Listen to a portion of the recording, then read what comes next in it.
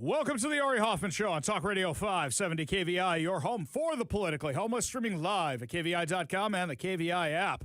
Coming up this hour on the most dangerous show on the airwaves, Seattle Police Department ends recruitment bonuses but spends monies on a non-existent trans refugee crisis. Marie Glusenkamp-Perez is destroyed for being dumb. But before we get to any of that, my friends, time for your daily dose of adrenaline. You want me to stick this into my heart? Are you f***ing nuts? This morning, the Department of Justice sued Washington State, alleging that state officials and public universities have spent more than 2 decades openly providing illegal immigrants with reduced tuition, grants, and state-funded loans that are denied to American citizens living outside of Washington. Now, this story pissed me off for a ton of reasons. Number one, this month, kids went back to school. I got one kid who's out of college, finally finished paying off that one. I got another kid who's in his second year of study. So those tuition payments kicked in again, and my daughter went back to high school to private school. That's a lot of money. So when you see all that going out the door, and you think to yourself, if I had only identified as an illegal immigrant, changed my domicile to New York, my kids could have gotten a massive scholarship to go to the University of Washington, even though it's a massive, massive problem with federal law.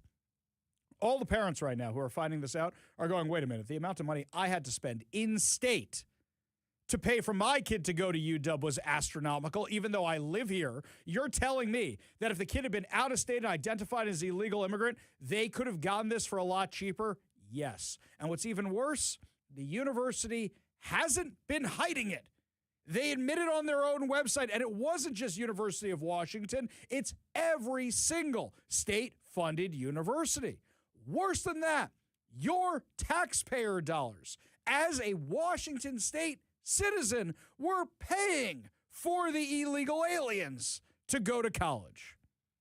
The 14-page federal complaint filed in the Western District of Washington names the state, University of Washington, Washington State University Board of Regents, the governing board of Evergreen State College, and Central, Eastern, Western Washington universities, the State Board for Community and Technical Colleges, and for the Washington Student Achievement Council.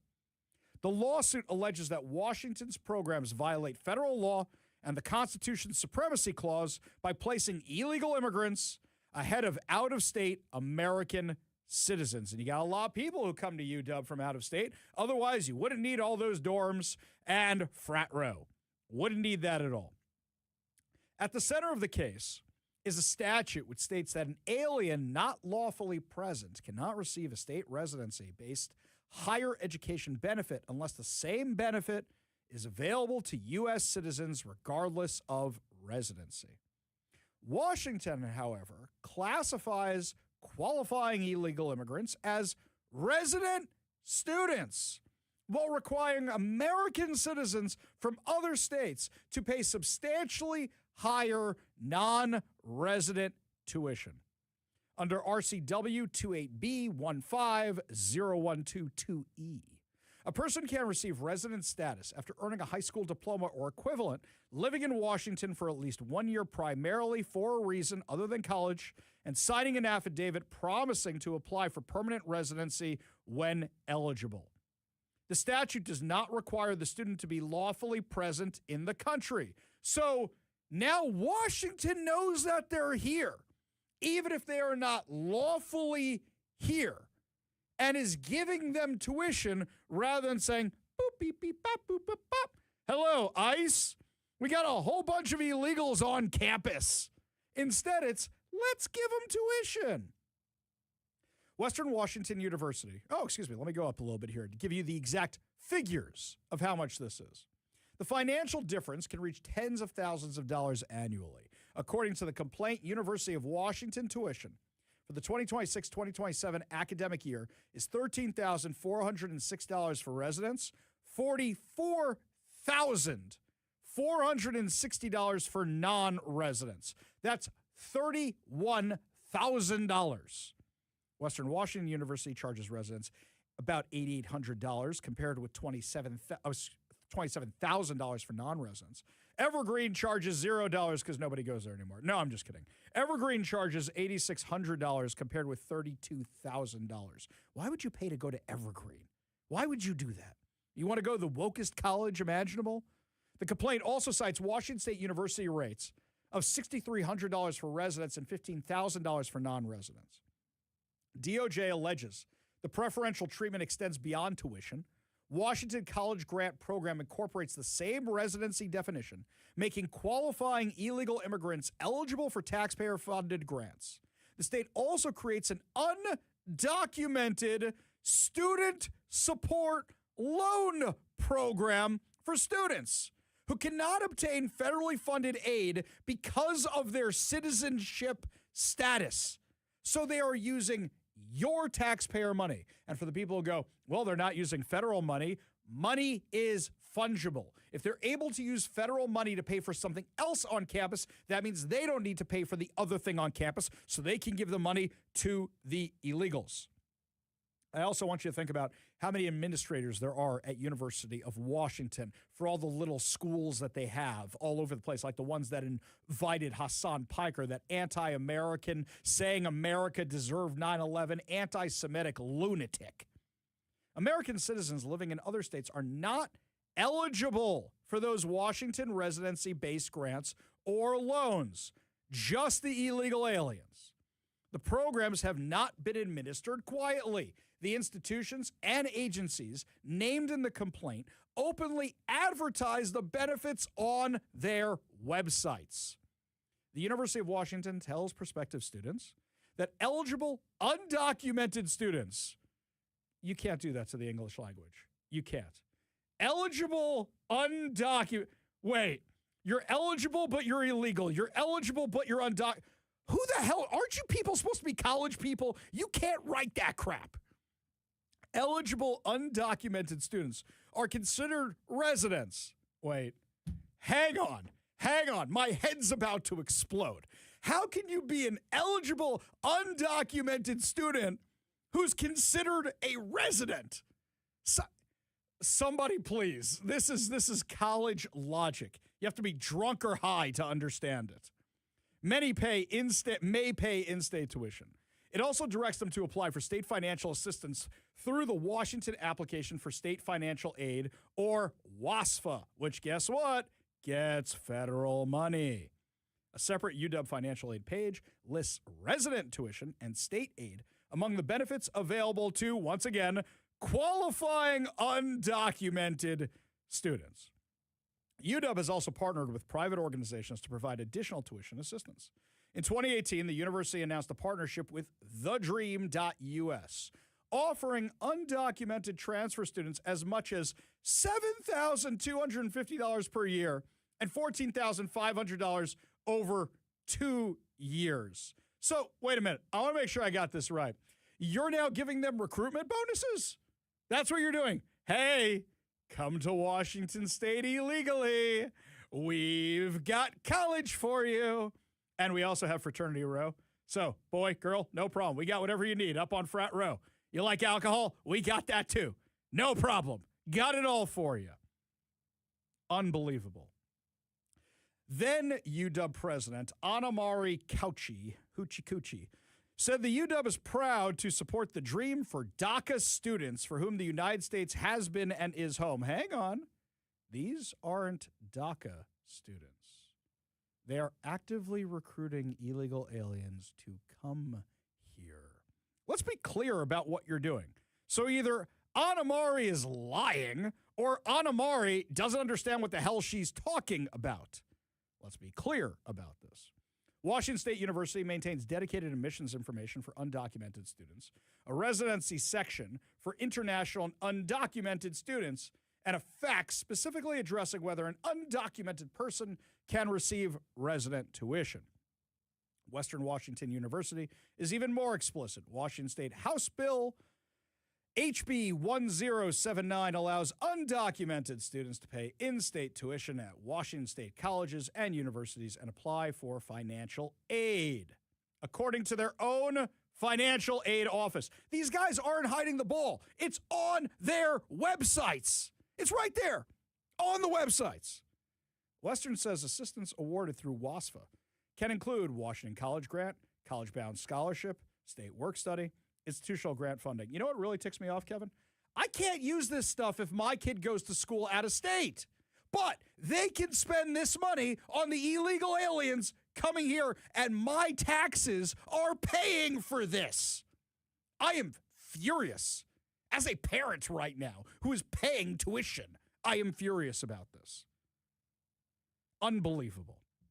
Central Washington University's residency guidelines says a student can qualify for resident tuition through this plan, the provision which is now being challenged by the DOJ. CWU's undocumented student resource guide says WASFA is available to students. They write about it on their website. Eastern Washington University also has this whole section for undocumented students. I have the links. To their website. Are there illegal aliens listening to the show? I'll put this up on KVI.com. You can now know how to apply for all of it. It's crazy how open they are about this. Washington State Board for Community and Technical Colleges declare on their website, if you are an undocumented student, welcome to our community and technical colleges. Insane. Kevin, I assume you had to pay for your certificate that you got from University of Washington. I assume that wasn't a freebie, right?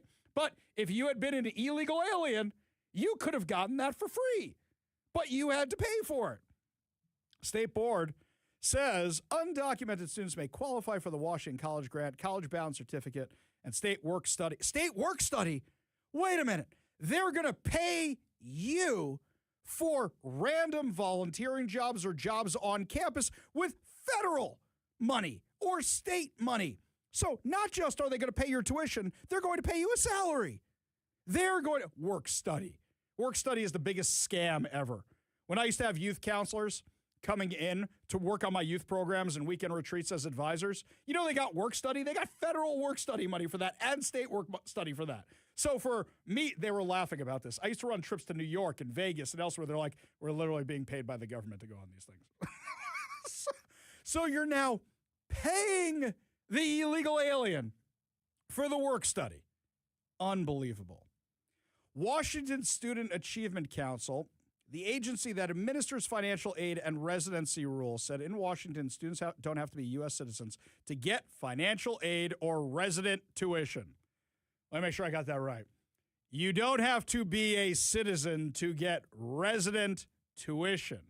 By that logic, you're not a resident, so how do you get resident tuition? Were you referring to my certificate in film and video production that I earned at the University of Washington? Yes. Which then got me kind of a job in radio? Yes, that's what I was referring to. Yes, I had to pay for that. See Yes. what I mean? If you had just identified as an illegal who lived here in Washington, you could have given your address, but just said you were illegal. You didn't have to pay for that. And being honest, I paid for part of it. My parents paid for a little bit of it. But your parents didn't have to do that, Kevin. Well, you were honest anyway. You're an honest fellow. That's good for you. The agency says a person can generally become a Washington resident after living in the state for 1 year, regardless of immigration status or citizenship. I reached out to the University of Washington. They said, you have to talk to our attorneys. Guess who their attorney is? The Attorney General of Washington. So I reached out to the AG's office, and I got a response, Kevin, like it was on grease lightning right there. It came back so fast. Quote, the administration is challenging longstanding Washington laws that recognize the potential and promise of all our residents, regardless of citizenship status. That doesn't sound like you're denying it. So you wrote a law to break federal law? I'm just making sure I got that right. This isn't a states' rights issue. Once again, I will use this as an example. My synagogue applies for Homeland Security funding for security stuff. It's available to churches. And I keep telling you guys, you got to make those things like synagogues. You got to make them fortresses. You can do it. But if we want that federal money, we have to jump through hoops. You want to know how long it's taken, Kevin? Here, I'll give you an example. We applied for this grant 3 years ago. The thing we applied for is finally being installed this week. The security upgrades are finally being installed. Took 3 years, took a lot of hoops to jump through, but we wanted the money. We got the money. Now we got the things. But we wanted the federal money. If you don't want to play by the Fed's rules, don't take the federal money. What's University of Washington's endowment fund right now? I haven't even looked up that number. I'm sure it's massive. I'm sure I can go to the Google machine and find out. But they're probably going to lose this case. Not the feds. University of Washington and all the Washington colleges, because they're bragging about it on their website. Unless they get some woke judge, which they probably will until this goes to the state Supreme Court, this is cut and dry. They're bragging about it. And what it should be is you shouldn't get the federal money if you're not following the federal rules. You can have all the states' rights you want. You want to have the illegal aliens going to college at University of Washington? That's fine. So what this probably means is that Washington is likely going to have to pay through the nose. Good thing you got all that money from Facebook yesterday, right? Oh, wait a minute. It's not actually as much money as you think. Friend of mine tipped me off to the story today. Meta's widely reported $17 billion settlement with state attorneys general is considerably less immediate and less certain than the number they're suggesting under the proposed consent judgment filed on Wednesday. Facebook and Instagram's parent company, Meta, will have 10 years to make most of the payments. Nearly $5 billion of that settlement of $17 billion is conditional and may never be paid unless TikTok, YouTube, and Snap become subject to comparable restrictions. The agreement resolves some claims brought by Washington and all these other states that they designed Facebook and Instagram to literally be addictive and mislead people about the potential risks. And even though they're addressing some of that, and I think there's some good things to be addressed in here, the settlement includes approximately $11.66 billion in guaranteed state payments paid through 10 annual installments of approximately $1.17 billion. Except that is a speed bump for Meta, which pulls in billions upon billions upon billions of dollars a year. Meta will also pay approximately $459 million to resolve related Cambridge Analytica claims and $75 million to reimburse states for investigation and litigation expenses. Washington's going to need them. I know Nick Brown was all excited about all that money he gets. He's going to have to shell it out on Washington. So Washington is scheduled to receive nearly $23.7 million per year in guaranteed payments, which totals about $236.8 million. Anybody want to do the math on how much funding they get in college tuition money every year? Because odds are this money is going to pay off your lawsuit for giving all that money to illegal aliens. And this is a speed bump for Meta because they have a $60 billion a year net income. Somewhere between, actually I take that back, somewhere between $201 billion in annual revenue and $60 billion in net income. So it's basically like an added sales tax for a few years, and then you're done with it, and you're off the hook, and they can't sue you for the stuff ever again. That's it. So all these states bragging about how we got Facebook, we got Facebook. Okay, I'm glad you got all those changes for the kids, which I have no problem with, but this is a speed bump in the money, and you're probably going to have to pay it to the feds, because you're admitting on your websites that you are giving this money to illegal aliens. And if you want the federal money, you have to follow the federal conditions. Just like if you want to use the post office for vote by mail, you have to follow the federal guidelines. Otherwise, go to UPS. Otherwise, go to FedEx. Otherwise, start your own post office. Oh, don't give them any ideas. They'll use our tax money for illegal alien tuition, and they'll use our tax money for the Washington Postal Service. I'm sure it'll be the most efficient thing ever. I'm sure it won't go over budget when they buy all those electric trucks for the new post-delivery people. I'm sure. I'm sure it'll all work out perfectly fine. We go to the KVI studio line, take a call from Leonard in Shoreline. Leonard, what's going on, man?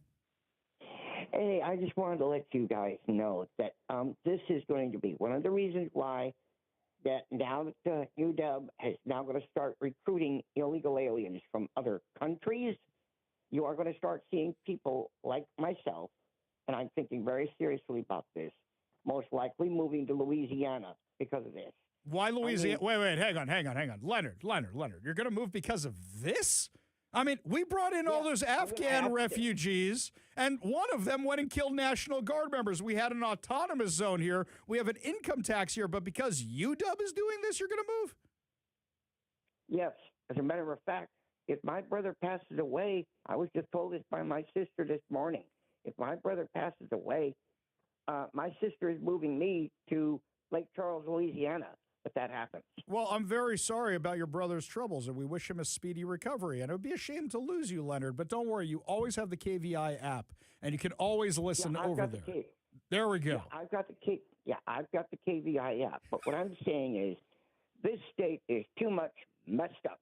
Yes, and it's only getting worse. Leonard, appreciate the call. Appreciate you being part of the show. You want to be part of the show, give us a call or text at 206-421-5757. That's right, our phone lines are back up again.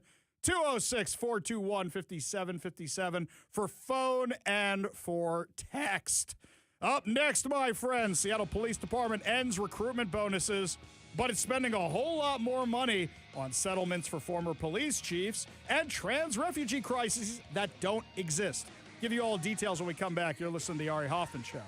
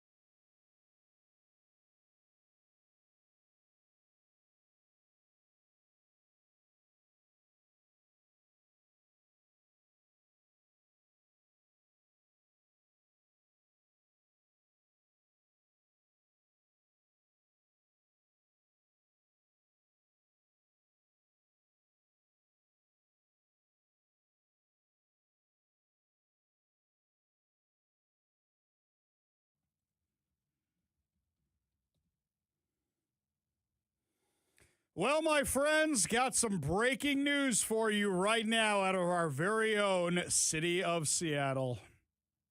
Talk Radio 570 KVI. Breaking news on the Ari Hoffman Show. The recall petition against Seattle Mayor Katie Wilson has been dismissed because the people who brought the charges against her or filed the recall petition said they wanted it dismissed because they got annoyed about the back and forth they were having with a judge asking them questions about it.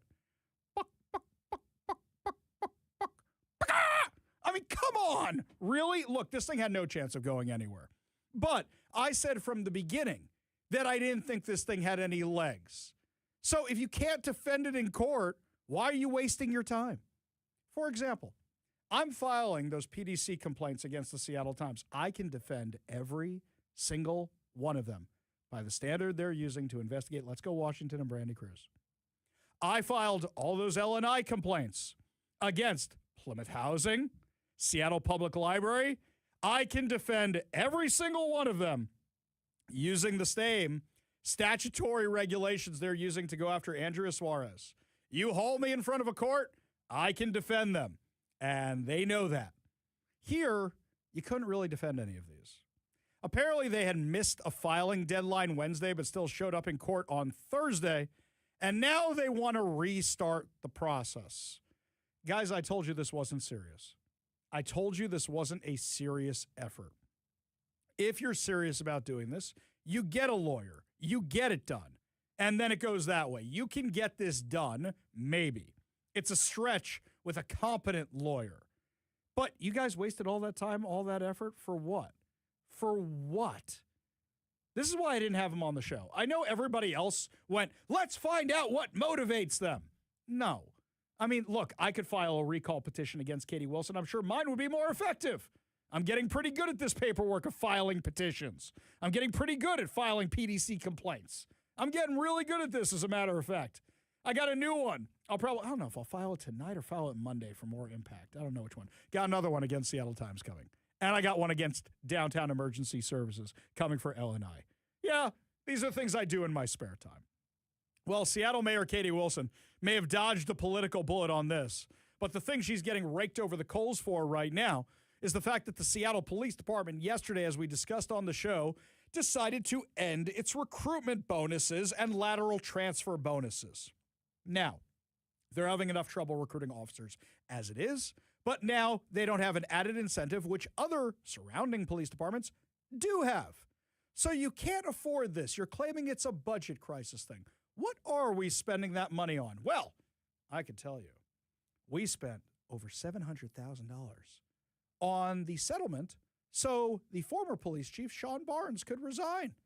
Wow. Almost $750,000 for a guy not to work here. Reminds me of the scene in Moneyball where Brad Pitt, Billy Bean, is talking to the guy playing Dave Justice. And he's like, no. The Yankees are paying you that money. They're paying you to play against them. That's literally what happened here. What are we spending the money on that we're not spending on police officers when we have record low levels of police officers and crime is spiking and the homeless are coming back into the neighborhood with a vengeance now that the World Cup is over? Well, Katie Wilson announced on her Facebook page this week, my friends, this is so important. This will make the difference in our city with all the problems we have.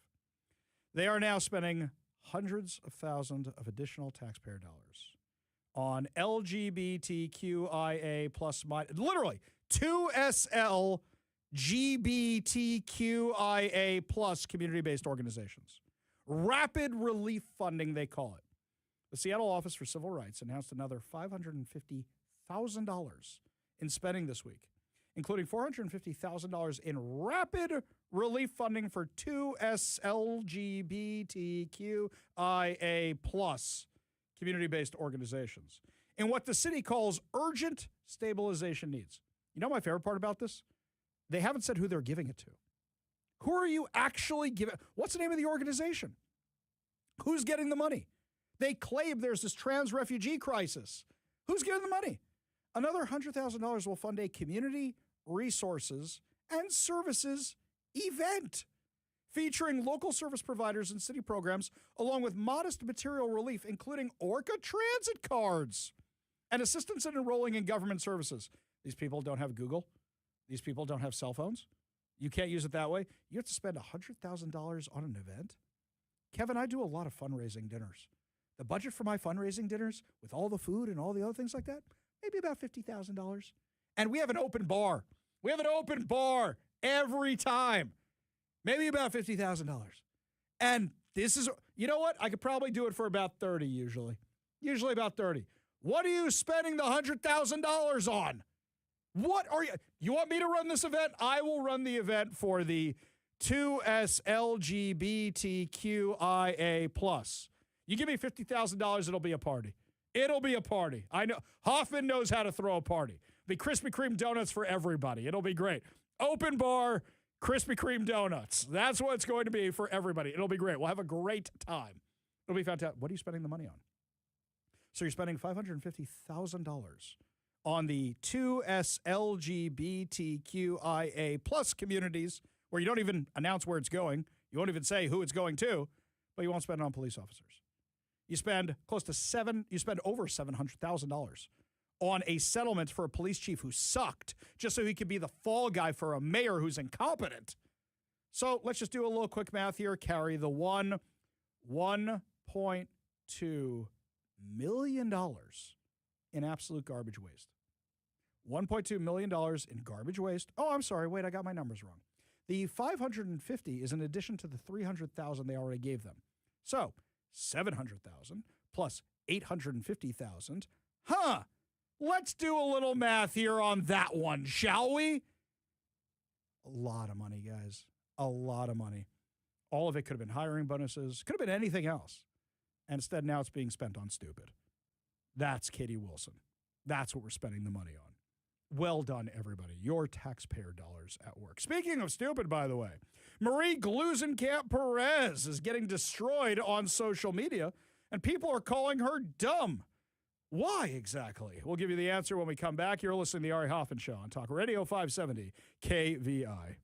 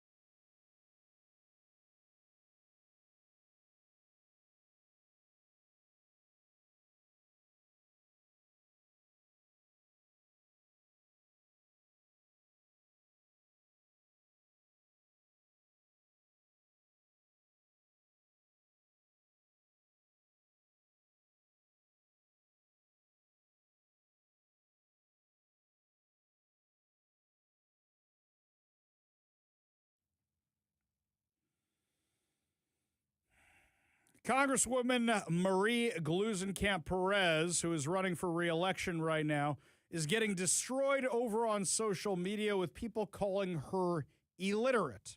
Why? Because she wants to add pictures to legislation because they're too difficult to understand without the pictures. So you need a picture book for the laws? Is that what's going on? Now, I understand what she really meant. Hey, graphs and charts might be helpful, and maybe to describe what we're looking at, some visual aids might be helpful.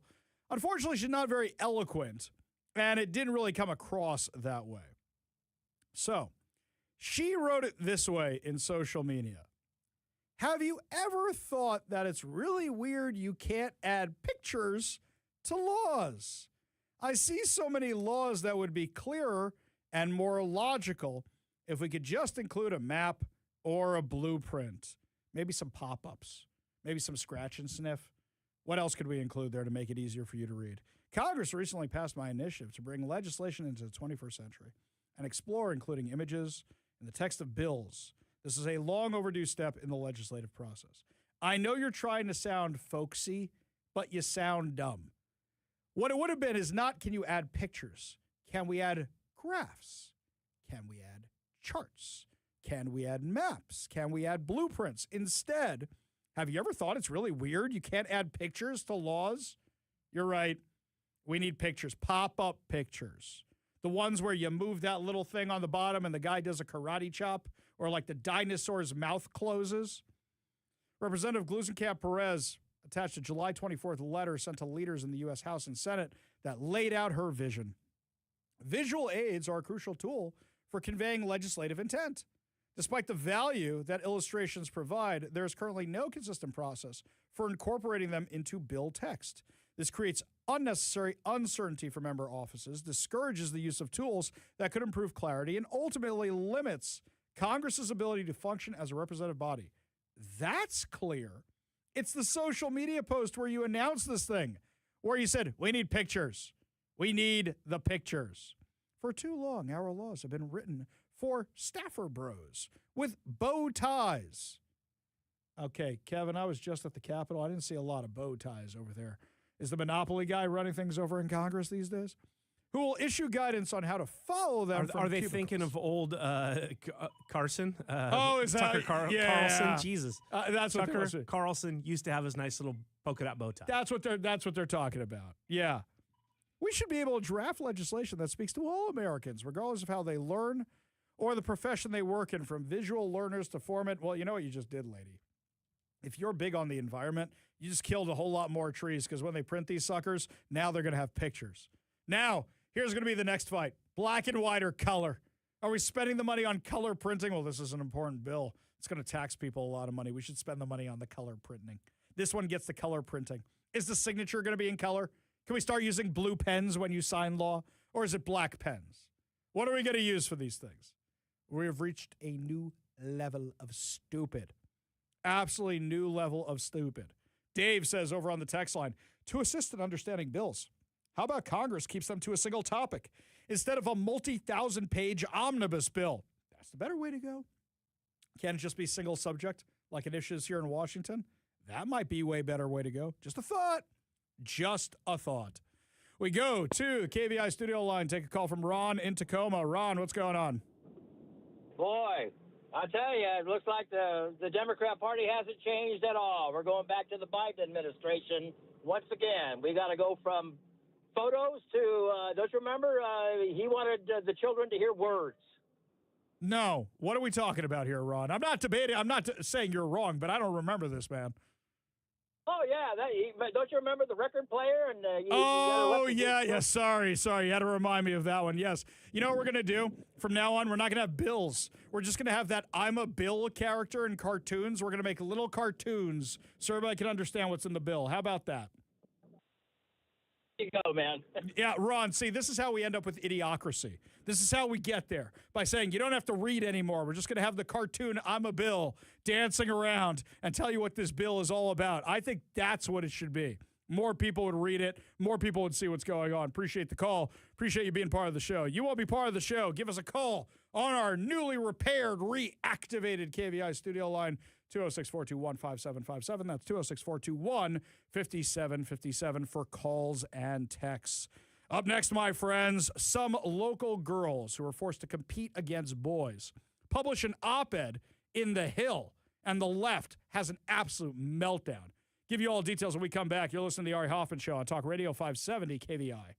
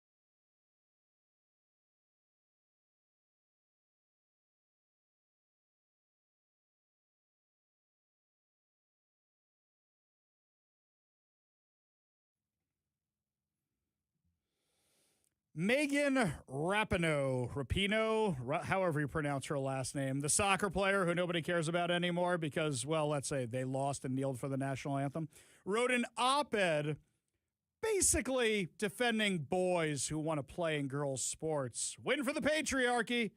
Megan Rapinoe, champion of the patriarchy. Thank you so much for that. Well, some friends of ours actually wrote a response over in The Hill. This is by Frances Stout and Annalie Wilson. You might remember them. They're the two girls who were forced to compete against boys here in Washington State and have gone around calling out Bob Ferguson, Nick Brown, and everybody else who forces them to do so. They've been speaking at Let's Go Washington events. They got an op-ed published in The Hill.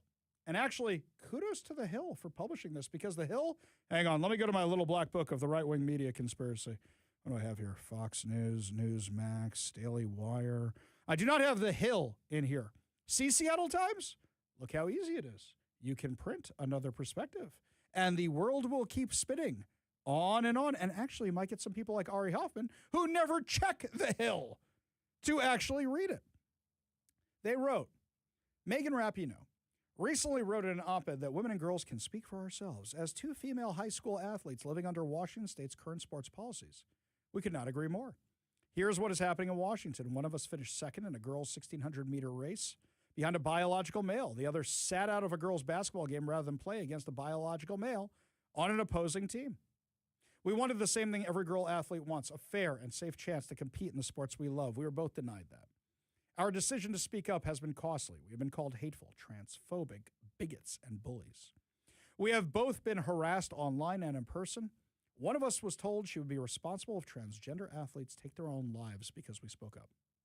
One of us was even sued for speaking publicly about what happened. All of this for demanding that girls receive fair competition, privacy, and equal opportunity. I know these are huge asks, right? What were the civil rights Title IX and all that for? This is why Rapinoe's essay is so frustrating. She says girls can speak for ourselves, but she dismisses the girls who do.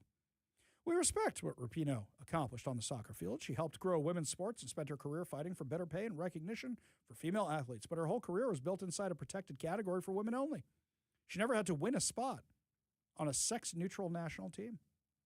Rapinoe was able to compete against other women because the league she played in understand that sex matters in athletic competition, the very thing she now says should not matter. It's easy for her to tell high school girls to accept policies she never had to compete under herself. That is why the claims about Washington's Initiative 638 matter. Rapinoe's most alarming one is that Initiative 638 would force girls to undergo genital inspections or buy DNA or hormone tests before they could play. That is simply false. The initiative, which will appear on Washington state ballots this fall, would simply require students competing in female-only sports to provide a statement from their own health care providers verifying biological sex as part of a sports physical they already complete. Time out. It's already on there. You know how I know this? My daughter just signed up for sports, and guess who had to fill out the form for the doctor? Me. The provider can rely on existing records or patient history to do it. Doctors in Washington already use internal forms that include sex verification. Those forms stay with the doctor instead of appearing on a sports physical sheet. So Initiative 638 merely adds a checkbox for a doctor to fill out on a form that already exists. Rapinoe asked whether girls are tall, muscular, fast, short-haired, or deep-voiced will count as girl enough. Of course a girl can be tall, strong, short-haired, or have interests that don't fit expectations. None of that makes her any less of a female. Keeping girls in girls' leagues and boys in boys' leagues has nothing to do with how feminine or how masculine anyone looks. It has to do with their sex. Rapinoe remembers being a 13-year-old girl who didn't fit someone else's idea of femininity. We both understand why that memory matters to her, but Initiative 638 would never have asked whether she looked feminine enough. Rather, it would have recognized that she was a female and therefore eligible for the category and allowed to become a World Cup champion. People often say there are so few transgender athletes competing that girls should just accept the current policies, but Washington does not even know how many biological males are competing in girls' sports. One of us had already competed against 4 different biological males by her sophomore year. Our state superintendent explained that the WIAA's reported numbers only count transgender athletes at the varsity level. Everyone competing below that is left out, and that's the majority. For girls, the loss of even one roster spot, championship, scholarship, or fair shot against a male athlete is already one too many. This is not about hatred or denying anyone's dignity. Transgender students deserve respect, privacy, and protection from harassment. Every student should have a real chance to participate in sports, but respect for one group should not come at the expense of another. Protecting transgender students does not require girls to give up the fairness and safety that sex-based categories in sports were created to provide. Washington can and should do both. We do not want Rapinoe to stop speaking. We're asking her to stop dismissing girls who disagree with her, treating them like they are invisible, and claiming they are hateful or being manipulated. When she does that, she fuels hostility and makes it harder for girls to tell their stories without fear. Listening to the girls means listening to all girls, even the ones with whom we disagree. We are speaking for ourselves. We will not quit. That's by Frances Stout and Annalie Wilson, the high school girls in Washington State who were forced to compete against men. And I'll tell you something, this really rang true for me yesterday with my daughter. My daughter joined her school's volleyball team this year. She's never played a sport like that before in school. This is a big thing for her. She's so excited. She got all the gear that she needs, the right sneakers and knee pads and elbow pads and everything else. She got her own volleyball so she could practice against the house. She comes up to me and she goes, Dad, is this the right form? How do I do this? Because I actually used to coach volleyball. Different story. We'll talk another time about it. But actually, I know what I'm doing here. And is this the right way you do it? Is this how you do it? She's so excited. She goes to all these practices. She comes home exhausted. Now imagine I go to her first game and she's playing against a boy. Not fair. Aside from not being fair, it's also dangerous. And my daughter's not doing it for championships. She's not going to be a volleyball player. She's like 4-10 and nothing. She's not going to be a professional. She's doing it for fun. And now what if she's forced in the same situation these girls were forced into? And it could totally happen even though it's a private school league. Megan Rapinoe never had to deal with that. These girls did. Megan, stay in your lane. Go back to like kneeling for the American national anthem or something like that because you have no idea what the hell you're talking about. These girls are braver than you are. Up next, my friends, lots more to discuss. Is the Seattle Public School District about to go on strike again? Again. We'll give you all the details on that insanity when we come back and how I actually think we can fix it. You're listening to the Ari Hoffman Show on Talk Radio 570 KVI.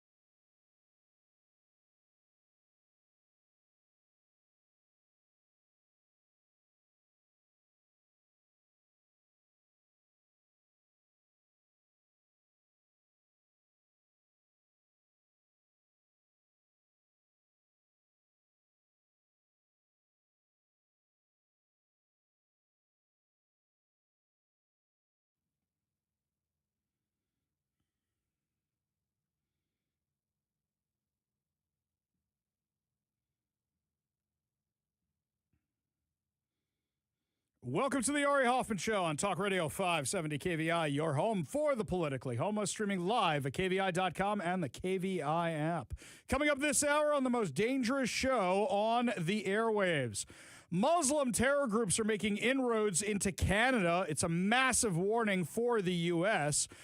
Seattle Police Officer Guild President Kent Liu is going to join us about these incentives going away for hiring officers. But before we get to any of that, my friends, last night, Seattle teachers and support staff have authorized a strike if needed for the upcoming school year. Over 91% of them voted for it. I don't want to hear again from anybody in the Seattle Public School District, Ari, we outnumber them. We do. We're just silent. We outnumber them. Now, is this 91% who showed up for the vote? I wonder about that. Or is this 91% total actually voted for the thing? Because they keep saying the 91%, 91%.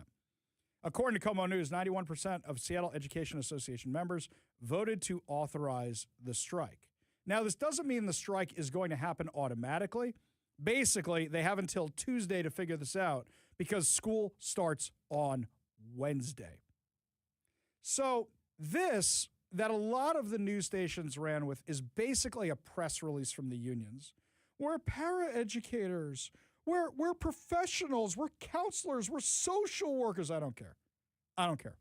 If you are delaying the start of school, you do not care about the kids. You don't. And the reason you let negotiations go on this long is because you knew if you put it up against the first day of school, that they would be more likely to give you what you wanted because they knew they were up against parents not having a place to send their kids. Let's be real. That's what this is actually about. We all know this, right? We all know this. In fact, I actually got an email this morning from a law firm saying that the strike may actually be illegal. This is a memo I got from the Center for American Rights from the Freedom Foundation.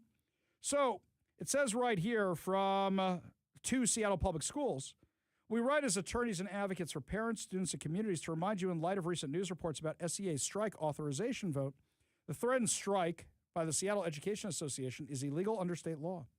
The fact is established by reference to multiple legal authorities, statute. Nothing contained in this chapter shall permit or grant any public employee the right to strike or refuse to perform his or her official duties. This one comes up every time. Every time a public union around here goes on strike, we always say, that's not legal. And then the Education Association goes, I will make it legal. There's court precedent behind all of this. It's not actually legal. And they're going to go ahead with it anyway. So, leaving this note aside, are you tired of this? I actually had a friend whose kids go to Seattle Public Schools reach out to me this morning and say, is there any district that goes on strike more than these guys? And I said, I think Chicago. I think Chicago goes on strike more often than us. I think they get paid more than us. And here's something else to think about. These teachers get paid six-figure salaries for 9 months of work a year. I know you do prep. I know. I used to work with kids. My wife used to be a teacher. I know. But let's be real. You do that prep 2 weeks before school, maybe, and the rest of the summer you're going wherever you want. Plus, how about this? You guys extend the school day. Got a whole bunch of learning loss from COVID you still haven't fixed. How about we fix that first? No? Not interested in that? I don't care. I am on Ben Schuldiner and Seattle Public Schools side with this one. I really am. And I'll tell you what I think we should do. And I know a lot of you are going to say, Ari, it's so easy for you to say that. I've done what I'm about to say. Let me explain. So here's what I think should happen. I think the parents should say, screw you, we'll teach. I know a lot of you have jobs and not everybody can do it, but enough of you have flexible schedules. And you could go in and you could teach a class. You could teach 2 classes. You could teach a morning. You could teach an afternoon. You could do it. You could be the coach. I know there's a lot of you out there who could do it. If this was my kid's school and during COVID, when they said this teacher's out, that teacher's out, guess what? We figured out how to get parents to fill in for these teachers. It can be done. I bet you the kids would get a better education too. For example, the friend of mine who contacted me today has a job as a scientist. Not going to tell you what field it's in, otherwise you're going to figure out who it is. This person is a scientist. This person knows science. Gee, what class could we have him teach? What class could we have him teach? I bet you they could do that, and this person probably knows there's only two genders. Bet you they'll get a better education. Okay? And I know not every parent's qualified, but you know what? If you're an accountant, it's not really your busy season right now. Yeah, granted, you got some deadlines coming up in October, but you can help out a little bit, right? You got the people who are doing the extensions coming up in October. I get that. You can do math. Lawyers, think you could teach an English class? You have to write all day long. You think you could help out a little bit? I think you could. And I'm not saying this to sound flippant. I'm saying this because as long as parents keep putting up with this, it will keep happening. You should say, no, as parents, we're going to come in and we're going to teach. Bye. Do a Katie Wilson. Like, bye. Just say that to these teachers. I'm very serious. I'm 100% serious. Do what Reagan did with the air traffic controllers. We're bringing in help. You guys get paid too much money. You guys want outrageous things, and the grades have only gone downhill. I'm on Team Ben Schuldiner. I'm on the superintendent side. I really, really am. This guy is trying to fix the district, and a lot of these teachers are probably operating under the mistaken impression that they're going to be paid unemployment.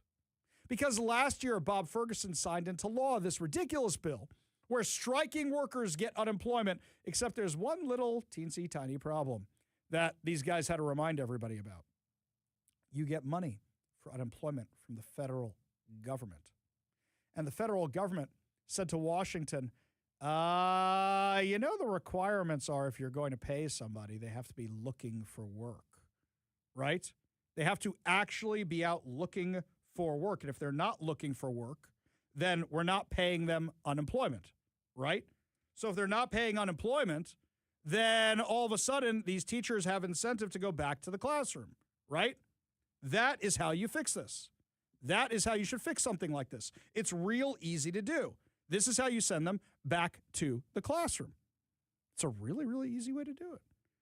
Everybody just remember what happens with B. Arthur in History of the World? You know, when Mel Brooks shows up, what do you do for a living? Stand-up philosopher. Stand-up philosopher. Ah, a BS artist. Did you BS yesterday? Did you try to BS yesterday? Right? You have to be looking at work to get the unemployment. Right? Comicus, I have a job for you. Oh, I was so close. Everybody knows what I'm talking about. Everybody likes Mel Brooks. Well, the problem is striking workers are not looking for work. Now, you could fake it, but now you're not going to be able to be on the picket line because you got to go to these job interviews while you're faking it. That's what you got to be doing.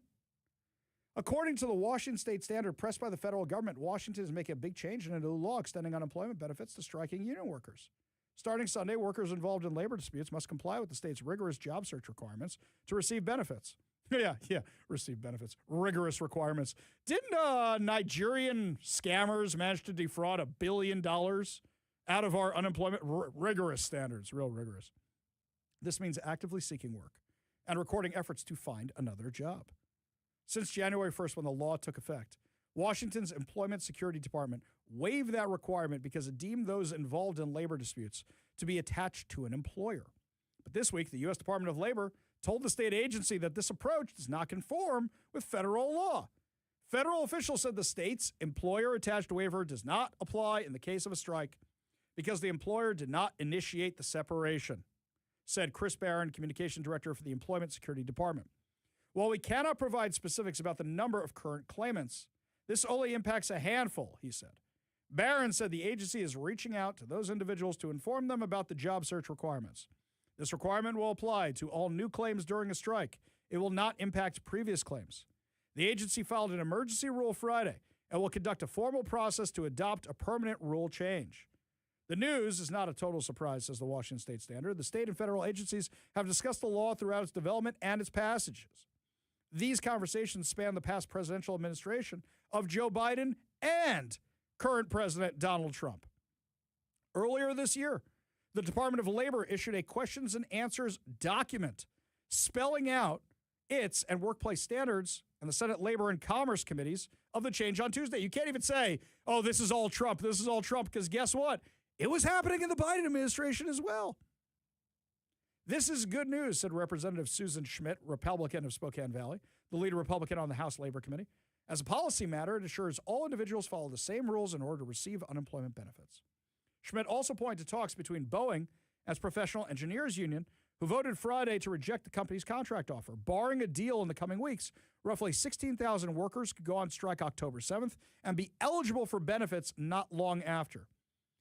They said this might weigh into whether or not the union ends up negotiating next month. Workers will know if they do strike, they will not be eligible for benefits if they are not seeking another job.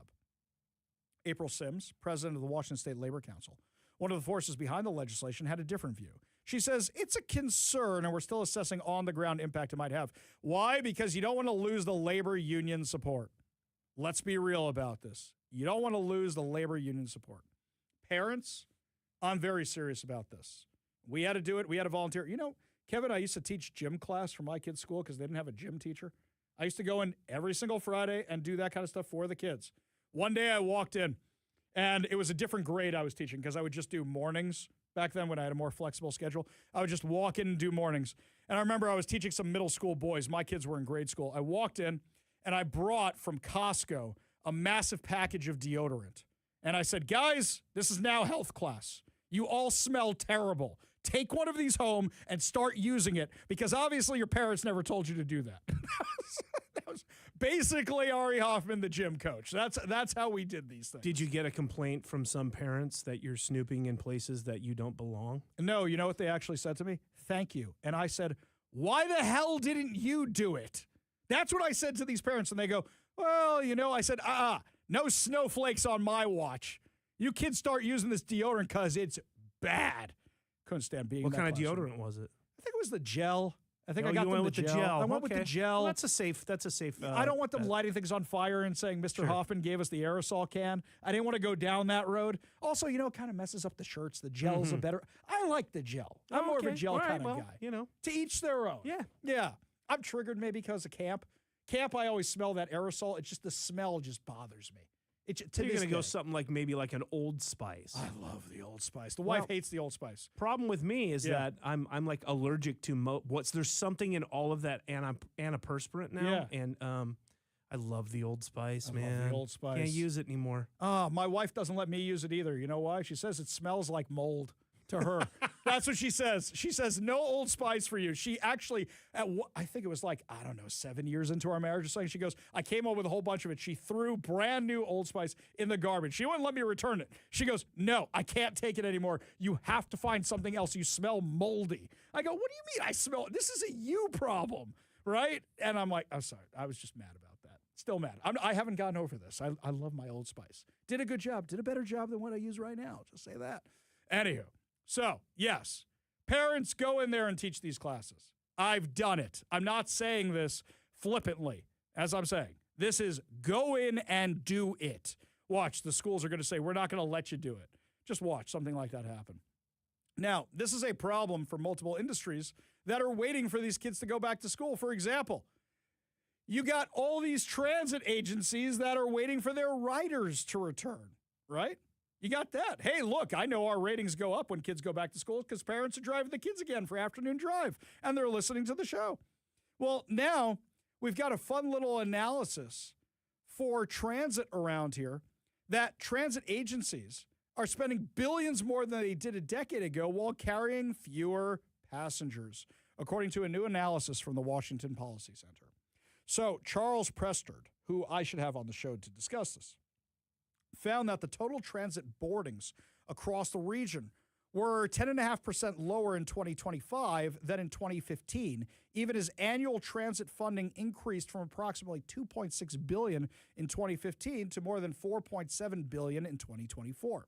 Now, the reason I want to have him on the show is because we keep hearing out of Sound Transit, record ridership. Hey, Kevin, we didn't hear that last month, did we? Because what wasn't last month? No World Cup last month. And all these people say, Ari, I don't know what you're talking about. The train is packed. Yeah, you know what? The train is actually picking up more riders, but you know it's not? The buses. Because the train is picking up more riders, less people are on the buses, and they're asking for more funding. Also, here's something else. People aren't actually paying for this. So, Sound Transit Puget Sound Regional Council continue planning major expansions of the region's transit network, despite the fact that a lot less people are commuting. You know what? I think the solution to everything is just bus lanes. How's that working out on Denny, Kevin? The bus lanes over there? Is it an absolute disaster? I have to drive that way tonight. I have to go that way tonight. Is it going to be that bad with Katie Wilson's new bus lane for her bus? Don't get me started here. I'm trying to get you started. Let's go. I used it for the first time last night after the show. Yeah. What a disaster. Why is it so bad? It's so you can only be in the right lane if you're going to make a right turn. Okay. So you're supposed to leave it empty for the buses. Yes. Right? And so all of the people, including myself, try following the rules. That means everybody has to go into the left lane, the only lane that's available for everyone else. Yes. And it just backs all the way up from I-5, all the way down right next to our work. So you haven't done the thing which we learned in South Seattle when they did this to Rainier Avenue. You just get in that right lane and I go get in that blast right everybody. lane and I put my turn signal on and I just go. Yeah. And I just go. And if I see a bus coming, I switch over, or whatever it is. Now they're putting in cameras. See, they're putting in the cameras specifically because of people like me. Well, you know, I tend to try to follow the rules. I know you do. Because You're a good for guy. me, it's like, I don't think my time is any important than anyone else's. We're all in this thing together. I know that's a very, pansy thing to say. No, it's a rule follower thing. There's nothing wrong with that. But here's the other thing. I don't really go home that way. Yeah. It just wasn't the off chance that the Waze that I was using was sending me that way. And usually I trust where they're sending me, but typically anymore, it only beats whatever the other path I would take home by like a minute or two. I've noticed this, by the way. Google Maps, that's what I use. Yeah. Google has gotten crazier, where it sends you the most insane ways to save 1 minute. I'm like, I don't want to work this hard. I am not in the mood to be doing all this today. But here's the thing. I was on my way in the other morning for a meeting, and I didn't trust what Google was saying. Yeah. Or Waze or whatever one I was using, because I got to the freeway and I went, oh, they're wrong. I can see southbound I-5 right now. It's totally clear. Yep. Got all the way down to the off-ramp to Seattle. Some sort of accidents or things were going on. I sat there for like a half an hour. And that's my problem, too. I want to not trust it, but every time I do that, I get royally screwed. Last night, it sent me the weirdest way to get home, just the strangest way. And I'm like, what is it avoiding that's so bad? And you don't know, right? Unless you're flipping it over to like our sister station, listening for the traffic over at KNWN. And I'm not that interested. I know something's going on, so whatever. We're all stuck in this nonsense. Right. I'm thinking to myself, is the president in town or something? But now that Katie Wilson has her bike lane, she doesn't have police to enforce it. Don't have the police. Wait a second. This is interesting, by the way. She proposed her new solution for Vision Zero to make it better. Do you know what she's suggesting? Cameras. So hang on a second. I want to make sure I got this right.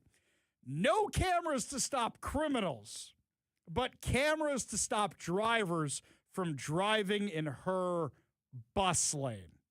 You can't make this stuff up. You really can't. You really, really can't. This is part of her Vision Zero plan. I'm sorry. I think that we're going to, you know what? Hang on, Kevin. We need to start a rumor.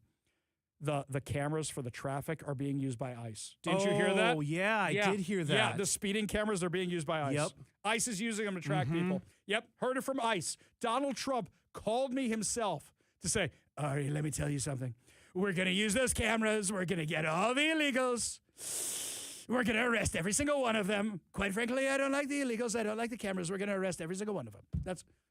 If that's the case, I mean, she can't use the cameras then, so she might as well open that lane right back up for the rest of us. I think she should absolutely. That's what it should do. I should post this on social media and just watch the reaction. See how many people get it.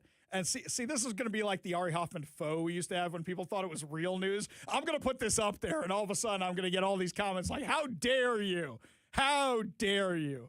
Just watch. Speaking of local insanity, by the way, Muslims are making inroads into our electoral process. Canada is a prime example of what comes after this, and a massive warning sign for all of us. Give you all the details when we come back. You're listening to the Ari Hoffman Show on Talk Radio 570 KVI.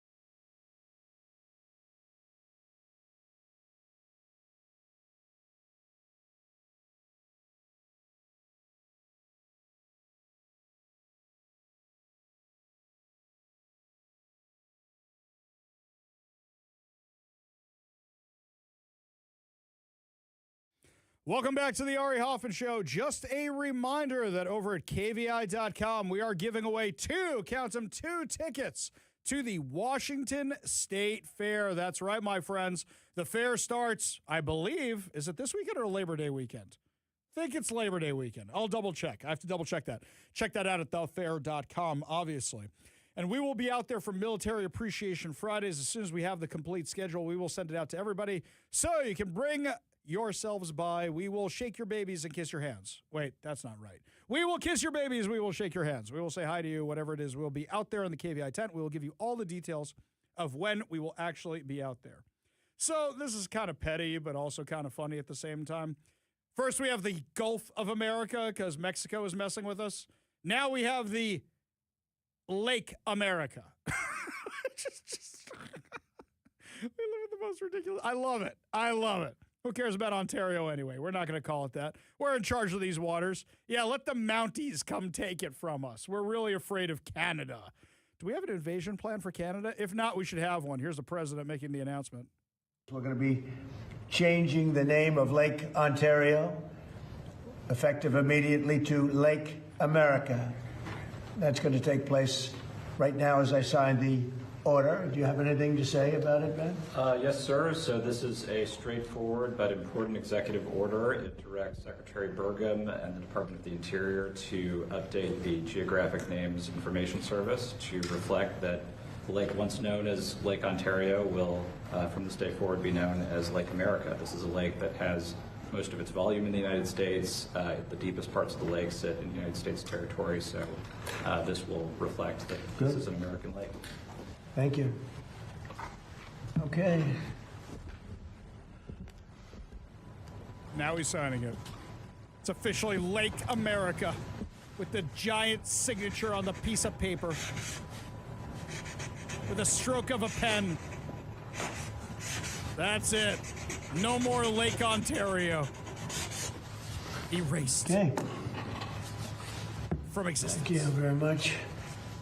And we filed all the necessary papers, documents, everything else. We've notified all of the various people that we have to notify. So we've done everything that you have to do. And this is official, effective immediately. Hey, AP, you want to say anything about it? Let's have that fight again. Let's do that. Why is this all really happening? Here's what President Trump had to say. The Canadian officials have treated us very badly. They're nasty people. They charge our farmers 400% tariffs. They've been doing it for a long time. And I had them figured out in my first term, and I did some pretty strong things and had it getting pretty good. And then the election was rigged, and now I'm coming back and doing it the way it, and finishing the job. But they treat us very badly. Canada treats us very badly. I would say that of all countries, as you know, we have President Xi coming in a couple of weeks. We deal with a lot of people. People oftentimes, they'll ask me, who's the worst to deal with on trade?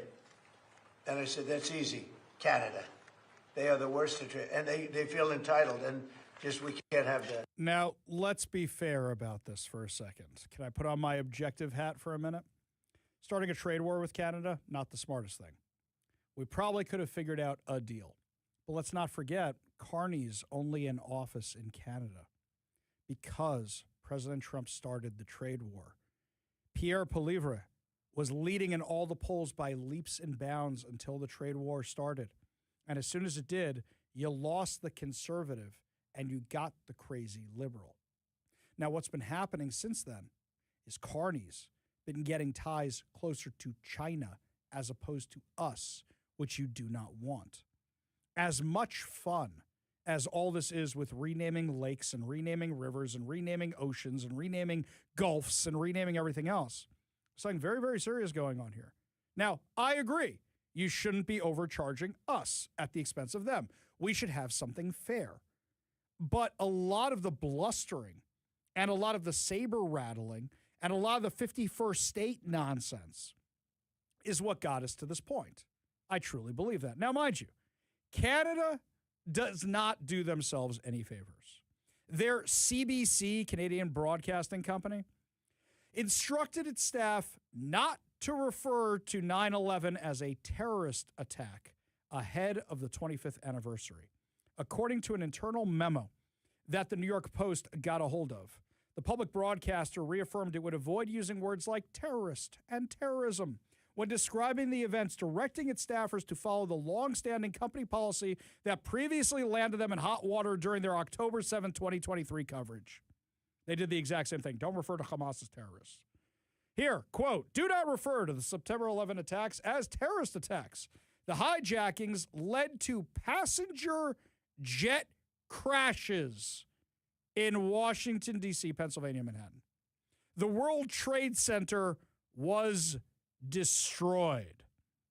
The memo was signed BB, which the Toronto Sun, which first published the letter, identified as Bassem Basra, Senior Director of Journalistic Standards and Public Trust at CBC News. Wow. Just wow. CBC defended the memo as a reminder to its journalists to adhere to the decades-old practice, claiming that using changed phrases like terrorist attacks would diminish the ability to remain impartial. Are you kidding me with this? They were terrorist attacks. Who do you think they're worried about offending? I'll tell you exactly who it is. There is a new report talking about the Muslim Brotherhood linked groups that have influenced Canadian elections, launched Vote Palestine initiative. This report from the Institute for Study of Global Anti-Semitism and Policy alleges that Muslim Brotherhood-aligned networks have established influence across the Canadian government, electoral politics, charities, civil society, and universities, while exploiting gaps in government oversight and foreign funding transparency. The nearly 200-page report argues that the activity should not be viewed as a collection of unrelated organizations or incidents, but part of a structured transnational strategy involving ideological entrenchment, institutional embedding, narrative control, political mobilization, and legal protection. The executive director of the agency says Canada's challenge is not simply the presence of individual extremist voices or isolated institutional weaknesses. The report maps how interconnected ideological networks acquire legitimacy, institutional access, public funding, political influence, and protection from scrutiny. It's exactly what CARE is doing here in Washington, a group listed by the Justice Department as an unindicted co-conspirator in the largest terror financing trial in U.S. history against the Holy Land Foundation. It's the exact same thing. CARE has 63 endorsed candidates running in just Washington state's elections, including the director of CARE Washington. That's who's running in this election right now. This is what we have to worry about. Exactly what's happening in Canada. So why do you think they don't want to say terror attacks? Because they'd be insulting the people who are members of the Muslim Brotherhood. Truly scary. Truly, truly scary. By the way, I did get an email this morning from one of these agencies named in this report demanding that I put their side of the story with no changes and I have to print it in full. Screw you. You want your statement in this thing, but then you're going to control my content? It's called freedom of speech. We don't live in Mecca here, my friends. This is how we roll here in the U.S. U.S. of A., where we have freedom of speech to call terrorist a terrorist. You can send me all the emails you want. I'm not caving on that. Lots more to discuss as the show continues. President of Seattle Police Officers Guild will be checking in next on Katie Wilson getting rid of these incentive bonus hires for the Seattle Police Department. You're listening to The Ari Hoffman Show on Talk Radio 570 KVI.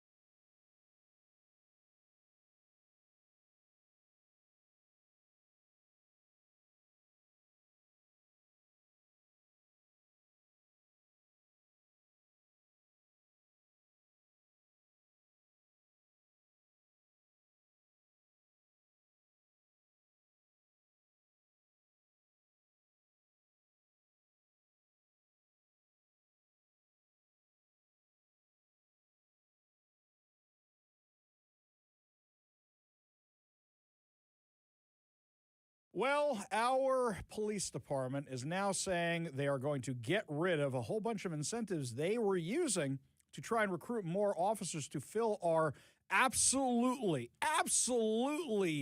destroyed police force, where you've had so many officers leave, quit, transfer, retire to get away from the insanity that is Seattle, especially since the summer of love of 2020. And these hiring bonuses were helping to recruit them. And they were moderately successful, but now, because of budget cuts, they say they're all gone. Joining us now to discuss on the KVI studio line for today's Newsmaker Spotlight, brought to you by Renewal by Andersen, Western Washington windows and doors for every home, is the president of the Seattle Police Officers Guild, Kent Liu. Thanks so much for being with us today. Thanks, Ari. Such a pleasure. So, did you guys know this was coming? Because, I mean, there might be $700,000 more for these incentives if she hadn't fired a certain police chief. Oh, I'm sorry, gotten a certain police chief to resign. That might be some of the money that they could have used towards these bonuses, right? I don't know. I mean, I guess, we have no money, but we have money. I don't know how are these decisions are being made. But why would you want more boots on the ground? Right. It seems like our mayor has a history of actually calling to spend money on police elsewhere, right? Yeah. I think the mayor and I have very different opinions of what public safety is. I think it's boots on the grounds and police responding to calls. She thinks it's bus lanes. Yeah. And the bus lanes, I mean, to me, actually, they delay 911 response. I don't know if I ever told you this, by the way. Years ago, I got really mad about the bike lanes and speed bumps and bus lanes they put in near my house. So I filed a public records request and said, I'd like the analysis of all the studies you've done about how this affects 911 response time. And they said no responsive requests, which means they didn't even check. Yeah. And speaking of analysis, when we were talking about removing these incentives, so let's take the lateral bonus for 50K. You're giving this 50K to people who have done the job, don't need to go to the academy, right? You're speeding up the process. They get an abbreviated, a slightly shortened FTO process, right? So when you're trying to replenish the ranks, one, if you do the analysis, it might be a wash or close to it, right? Because you're not paying for the academy, you're not paying the salary, wages while they're in there and everything else, and you're getting them to the street faster. So it's premature, it's reckless, and we're not going in the right direction. We are still trying to recover from when they uttered the words defund the police over 6 years ago. Right? We still have not recovered from that. If you had fully put back all the ranks and you said, we don't need this anymore, that would be logical. This is not that.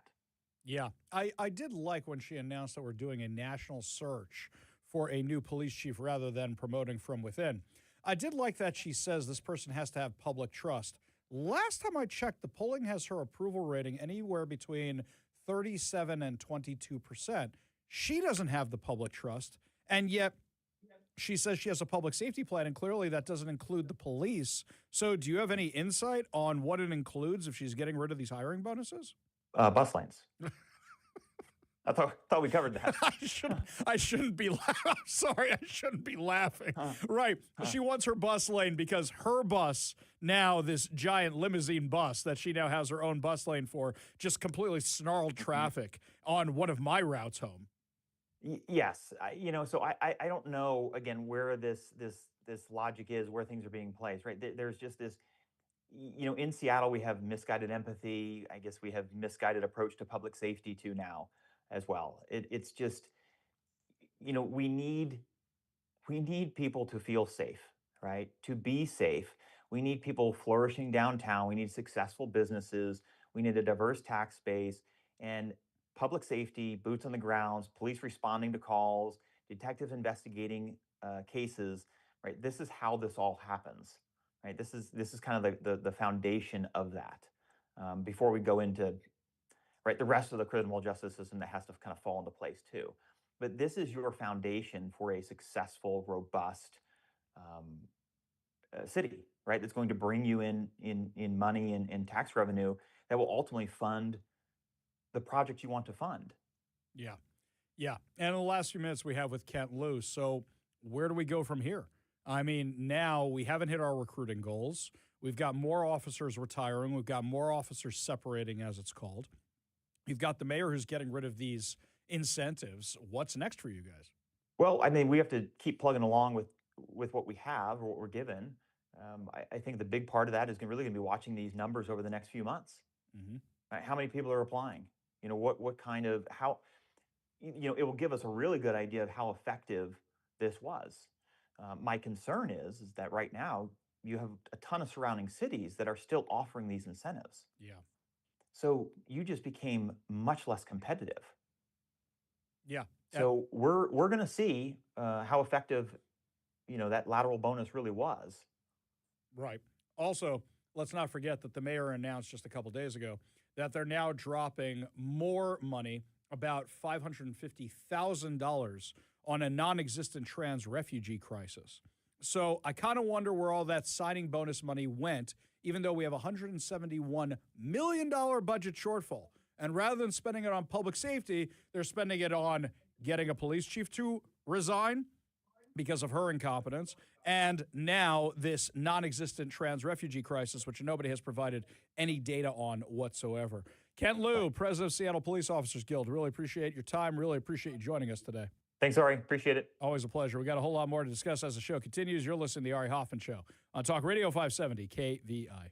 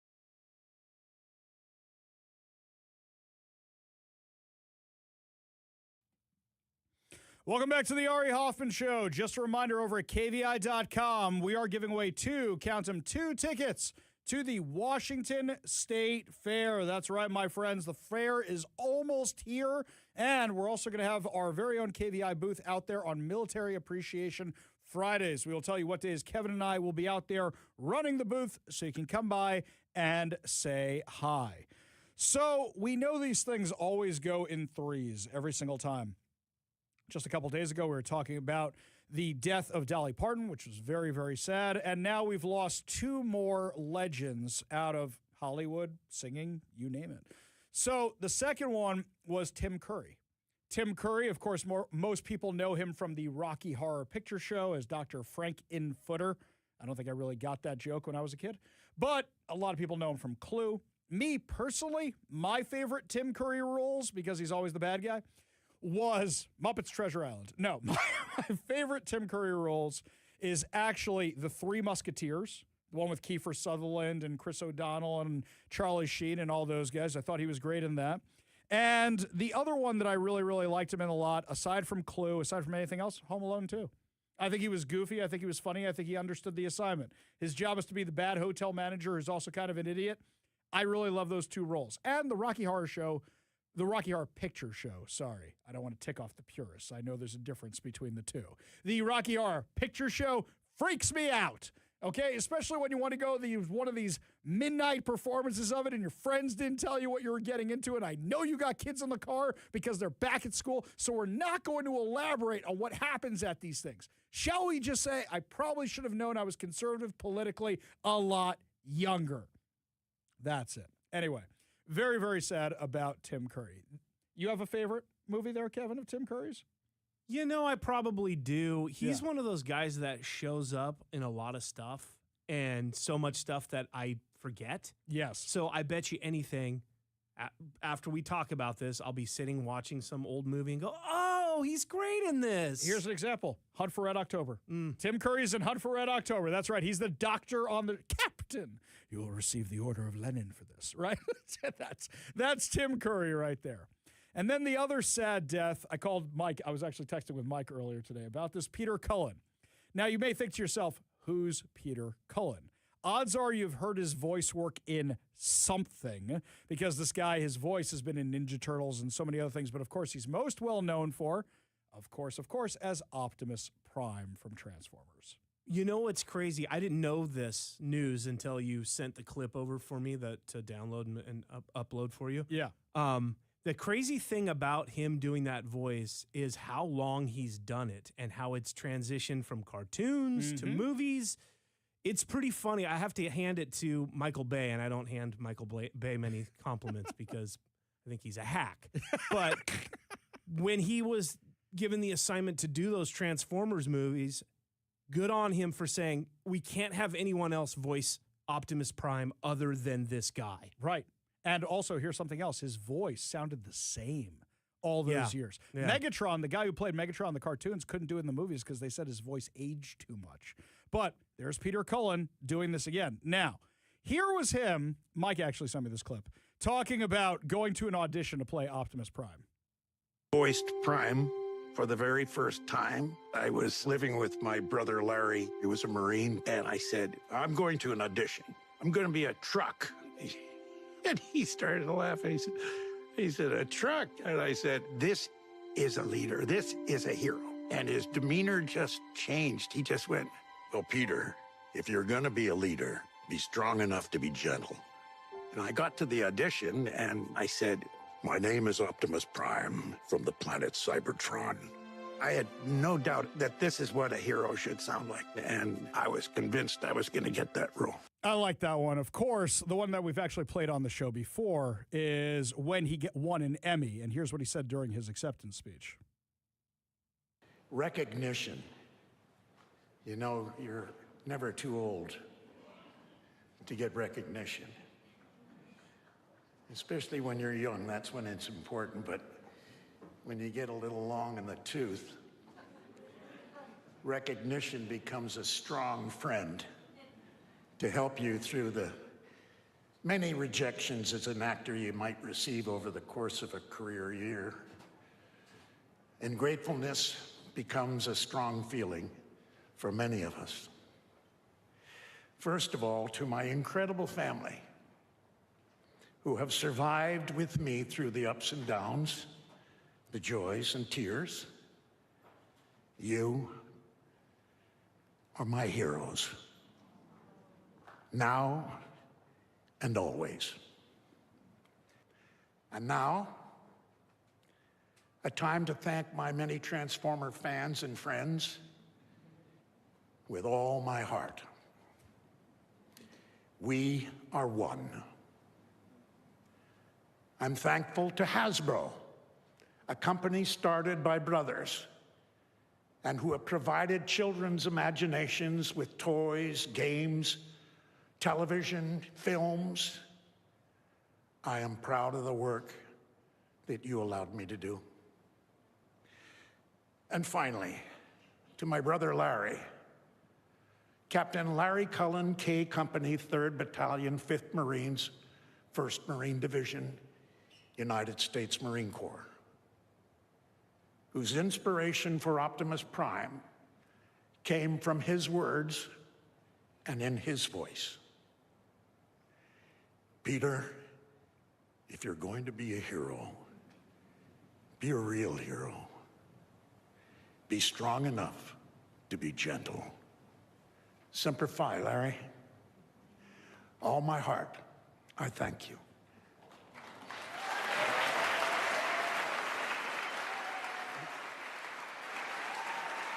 That's really beautiful, especially for a guy who can appreciate the fact that he voiced a toy and was for a toy company and a cartoon company. It's easy to say you didn't have a career, you had a cheap career. You brought joy to tons of people, including yours truly. I love them Transformers. I love those movies, even the bad ones. I love all that stuff. Yeah, same. I ended up, I was bad-mouthing Michael Bay, but at the end of the day, those movies were pretty fun. They are pretty fun, especially the first one. Anywho, rest in peace to Dolly Parton, Tim Curry, and Peter Cullen. We enjoyed all of your work very, very much.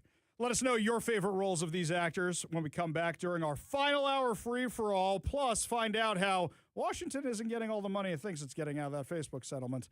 Give you all details when we come back. You're listening to the Ari Hoffman Show on Talk Radio 570 KVI.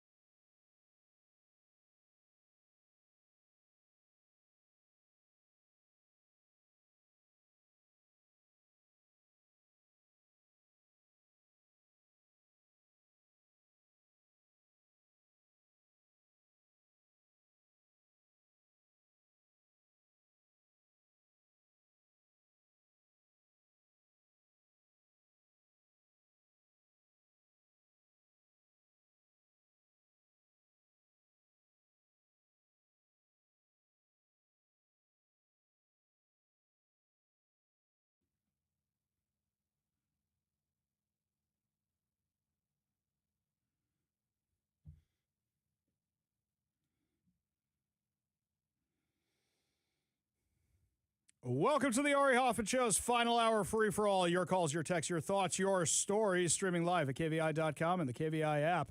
Coming up this hour on the most dangerous show on the airwaves. SPD is ending those recruitment bonuses because of budget cuts, but somehow magically we have $1.5 million to spend on a non-existent trans refugee crisis. But before we get to any of that, a lot of you gave us a lot of texts over here on the text line. So talking about Peter Cullen, who passed away, this one here, the other Mike in Everett says his favorite was Eeyore in Winnie the Pooh. Forgot about that one.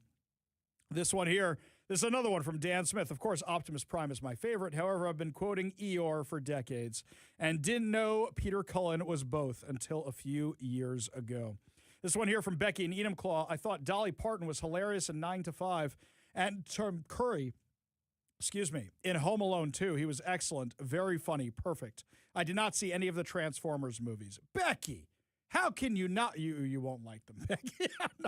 I'm not going to lie to you. You'll probably like the cartoon even less. Pat is calling out Kevin on the text line. Pat is saying, Michael Bay gave us 13 hours. That was edge of the seat fantastic in my humble opinion. By the way, I agree. I love that movie. I mean, terrible, but I like that movie a lot. I'm not saying that he hasn't made any good movies. I'm just saying he's made a lot of turds. So He has. And that goes for most directors. Do you not like Armageddon? Do you not like Bayhem? You don't like any of that stuff? Oh, boy. So I took the tour of Paramount Studios. Who knows how much longer it's going to be in California, right? So they have different streets on their back lot. One of them's named, they got all these famous actors back there and old-timey actors, and one of them's Michael Bay. And I go, what's he doing up there with everybody else? And the tour guide looks at me, deadpan, straight deadpan, just goes, do you have any idea how much money that guy made for the studio? Can't argue with that. No, right? You can't argue with that, but that also doesn't make you a great director. I love that stuff. I love being nauseous in my stupid movies. He's got some fun stuff, Yes. I have to admit. I do love his absolutely ridiculous fun. This one here, this is from our earlier segment where we're talking about how Seattle Mayor Katie Wilson is getting rid of the signing bonuses for the police department because, she wants to spend the money on other things and we have budget problems. This one here from the 206, if all the Seattle businesses leave as the mayor would like, bye, will you really need the police? That's a great point. That's a great point. Dan Smith says, Jedi Master Hoffman, it sounds to this dirty, deplorable conservative electrician like you are speaking with the best candidate of mayor of Seattle right now. You mean our friend Kent Liu for Seattle Police Officers Guild? Or do you mean me? Which one of us should run for Seattle mayor? Well, the recall effort's dead right now, so I don't know if that's actually going to happen. We'll find out. Meanwhile, switching gears here. Yesterday you had all these politicians in Washington, all these Democrats, talking about, oh, look, we got Meta. We got Facebook. We got them. We got all the money. Yeah, it's not really as big of a deal as you think. This is kind of a speed bump to Facebook. Now, do I like some of the parental protections? Yes. But let's analyze this a little bit more. A friend of mine actually called me today and said, Ari, you need to look into this. So we did. Meta's widely reported $17 billion settlement with state attorneys general is considerably less immediate and less certain than the headline suggests. Under the proposed consent judgment filed Wednesday, Facebook and Instagram's parent company will have 10 years to make most of the payments. Nearly $5 billion of the settlement is conditional and may never be paid unless TikTok, YouTube, and Snap become subject to comparable restrictions. This thing is a steal of a deal for Facebook, I'll tell you that. The agreement resolves claims brought by Washington and dozens of other states, alleging that Meta designed Facebook and Instagram to encourage compulsive use by children while misleading families about potential risks. Meta denied wrongdoing as part of the settlement, which still requires court approval. The settlement includes approximately $11.66 billion in guaranteed state payments, paid through 10 annual installments of approximately $1.17 billion. Meta must make its first payment within 30 days after the agreement becomes effective, followed by payments every January, beginning in 2027. Now, just something for you to put this in perspective for a second there. Meta pulls in profit like $60 billion a year. So what you're talking about is a speed bump Oh, we got to pay a little sales tax on this? Here's something else. Do you know the settlement do you know the lawsuit they were talking about? They were talking about $1 trillion. Meta is getting off easy here. Yep, we'll do whatever you want. We'll put in whatever restrictions you want. You make them pay $1 trillion? That's a real thing, but they didn't get $1 trillion. So Nick Brown and everybody else talking about how this is a huge win and look at all the money we got, I'm not so sure. Meta will also pay approximately $459 million to resolve related Cambridge Analytica claim and $75 million to reimburse states for investigation and litigation expenses. This is a speed bump. Now, $5.02 billion of this, roughly 30% of the advertised settlement, is contingent on other social media companies accepting similar financial and operational requirements. If those conditions are never met during the 10-year agreement, the states permanently forfeit those payments and Meta keeps the money. Why would you agree to something like that? The maximum possible cost, including the separate litigation fund, is approximately $17.2 billion. Washington is scheduled to receive nearly $23.7 million per year in guaranteed payments, totaling approximately $236.8 million over 10 installments. The state could receive another $102.1 million if the industry contingency is triggered, bringing Washington's maximum installment allocation to approximately $338.9 million. I want you to keep that number in your head for a second. We're going to come back to it because I think Washington's about to lose it, and I'll explain why in a second. Washington will separately receive approximately $10.2 million through the Cambridge settlement. The Washington-specific section of the agreement allows the state attorney general to use installment payments for any lawful purpose, like other lawsuits you might be facing. Put a pin in that. We'll come back to it. So, the office set aside $5 million from each installment payment for attorney fees, compliance monitoring, and other law enforcement efforts. The financial impact is significant but manageable under one of the world's most profitable companies.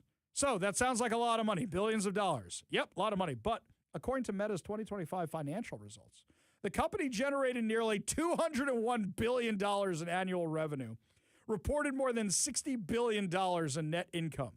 It held approximately $81.6 billion in cash and marketable securities at the end of the year. So you just got a $1.2 billion a year write-off? Is that really what it is? It kind of sounds like that. It's a business expense. The maximum $17.2 billion settlement represents approximately 8.6% of Meta's 2025 revenue.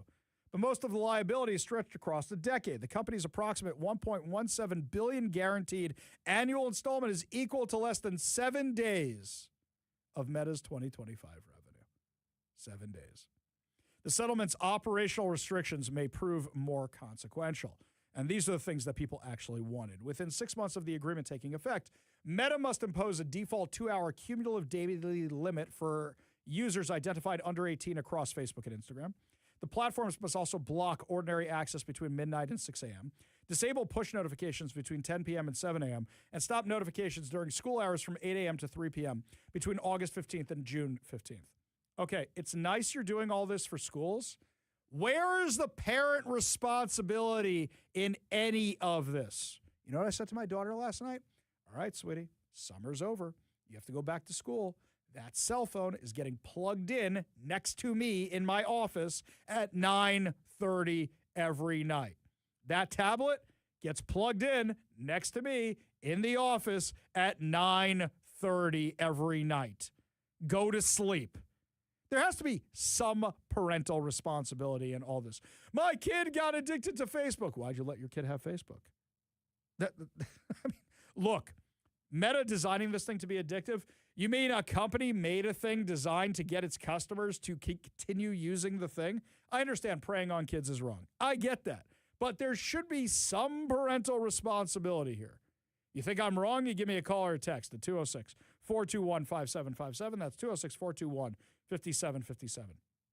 Now, Meta must display increasingly prominent breaks or warnings after minors spend 60 or 90 minutes on its platforms and after continuous sessions lasting more than 50 minutes. So it's like the rule I had as a kid. My parents gave me 1 hour of TV a night. That's it. That's it. It was a real problem for must-see TV nights on Thursday nights. You know how we got away with that? We convinced our parents to watch with us, and that got us to stretch it. So that way we could watch Friends, Seinfeld, and ER in one night. That's watch with mom and dad. Then you get your TV time extended. That's how you do it, because they want to have quality time with you. The company must also hide like and reaction totals from minors by default, prohibit filters that simulate cosmetic surgery, strengthen parental controls, and offer minors the option of switching to a chronological feed that is not personalized by Meta's recommendation algorithm. Now, the interesting thing about the cosmetic surgery, you know what this is about? I will not say which one. But back when I was a real estate broker in New York, Kevin, I don't know if I ever told you this story.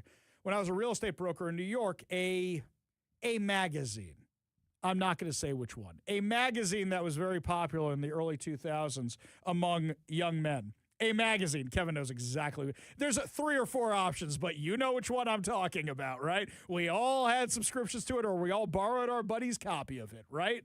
It was everywhere back then. They used to hold parties at the old place where we worked. Yeah. There used to be kind of a nightclub that was kind of dormant. Okay. And they used to come through and throw parties there from time to time. I know which nightclub you're talking about. Yeah, that for rent nightclub that used to be. I know exactly. I had a friend who used to do the same thing at that place. Girls Gone Wild and this magazine used to come through and rent that out. Yeah. So this magazine that shall remain nameless, I was a real estate broker for their guys, and I was told by my boss that I was helping the photographers. So, young real estate broker, I'm like, great. Lots of natural light, lots of studio space, and I'm showing them space after space in New York, and I'm getting these great deals. And they go, these just aren't for us. And I go, why? And they go, well, there's too much natural light. We need like more server space. I go, what? And they went, yeah, our job is airbrushing and computer graphics. Our job is to make the butts rounder and the boobs bigger, and those are our jobs. So you're trying to live up to an impossible image. Like, newsflash to everybody, Hugh Jackman may be ripped, but you know they like basically starve the dude before they film those scenes. Yeah, so he looks more ripped. He's like passing out almost. Yes. And they're like getting one shot that's like 30 seconds long, if that, where the claws come out and he flexes. Right. They're dehydrating him. You know that scene in Top Gun Maverick when they're all like, oh my God, look how ripped those guys look on the beach. They did the same thing to them. Yeah. They went for cheeseburgers afterwards. Yeah. Right? So my job was to help the computer graphics guys. That they were looking for dungeon space, cold storage kind of place. So we can kind of blame you for this unattainable perfection that has shown up on social media filters. How do you feel about that? How do you feel about that? I feel just fine. I made my money. Wait, hang on. Now I sound like Mark Zuckerberg for a second here. Yeah, I feel just fine. Also, they never closed the deal because by the time I realized what they wanted, they had moved on and found someone. Nobody tells me. If you don't tell me what you're looking for, I didn't close the deal. So I feel fine. It I'm is cool. funny about the stuff like social media and the age of digital companies right after the internet, the big internet boom and all that stuff. Yeah. How they just smash and grab this stuff and do whatever they can. And then one day they get their hands slapped. And it's like, by the time they get their hands slapped, they're so gigantic at that point anyways. They're bringing in so much money. They're already pivoting to another thing. Like, my understanding is Meta has been trying to pivot away from social media and their VR goggles to AI stuff. Yep, they've been doing that this whole time. They really have been. And they're one of the ones that my understanding was they're pretty far behind in the major companies that were investing in AI. Yeah. And they finally were like, okay, we gotta abandon this other nonsense and pivot that way. So do you know what their stock price is today? The day after this, it's down. It's still over $500 a share. Oh no. Oh no. Here's something else. You ever see the Facebook movie, The Social Network? One time. Okay, so there's a line at the end of it where they're telling him to settle. They're telling the Mark Zuckerberg character, Jesse Eisenberg, to settle. And he says, why? And she goes, $10 million? It's a speed bump. $10 million to this guy is pocket change now. So 11 point whatever billion dollars for it's 7 days of revenue. It's 7 days, and it could have been $1 trillion. That would have been the end of Facebook. $1 trillion, I don't know how you come back from that. But this, it's a speed bump. Now, Nick Brown and crew are also proud of themselves. We're getting $200 and whatever million. Your guys are going to need it Because you just got sued, and you got sued bigly. Well, I think the one thing that's going to come out of this, though, is other lawsuits are going to be piled on because of other countries. I mean, this will go beyond just what's going on in the States and all that. It already has. So, well, here's the thing. It's interesting how much longer they'll keep with social media the way it is as we know it now. Yeah, but also don't forget, you can get away with more of this stuff in the U.S. Other countries have different laws regarding this stuff. Yeah. It's a lot easier to sue frivolously, or I'm not even saying this is frivolous. It's a lot easier to get these kind of settlements in the U.S. Other countries, they just go, get out of here. Your kid should have turned off the phone. And I'm just saying, the lawyers are going to get even more creative. Oh, sure. Well, the thing is, signing this, we haven't seen the agreement yet. Signing this usually holds you harmless from other litigation, usually indemnifies you against other litigation. Otherwise, why sign the settlement? Right. So they're happy with this because they're done with it if they put all these restrictions in place. And Nick Brown is about to have to turn over all that money. What's the lawsuit? The Department of Justice sued Washington State today, alleging state officials and public universities have spent more than 2 decades openly providing illegal immigrants with reduced tuition, grants, and state-funded loans that are denied to American citizens living outside Washington. So what does this basically mean? If you're an illegal immigrant and you're here in Washington, you get all these scholarships that if you're from New York and you want to go to the University of Washington, you are not eligible for, and that is a violation of federal law. You don't get to do that. Never mind all the immigration stuff. You cannot do that. Now, you think to yourself, how do they actually prove it? It's on all these schools' websites. UW, Washington State University, Evergreen State College, Central, Eastern, Western Washington University, the State Board for Community and Technical Colleges, and the Washington Student Achievement Council. Here's something else. So what you're telling me is my tax dollars went to pay for some illegal alien to go to college while I am busting my ass to put 2 kids through college and a third heading there shortly. And none of these scholarships were available to me, but somebody can come here illegally.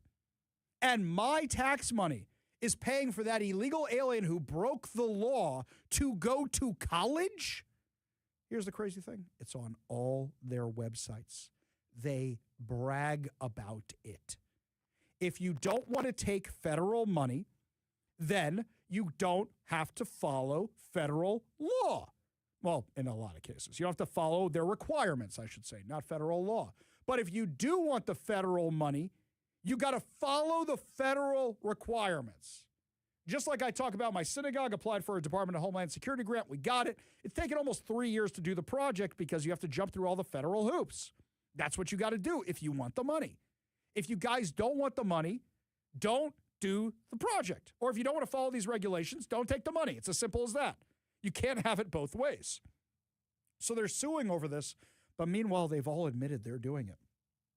All admitted they're giving this money for illegal aliens to have the college tuition.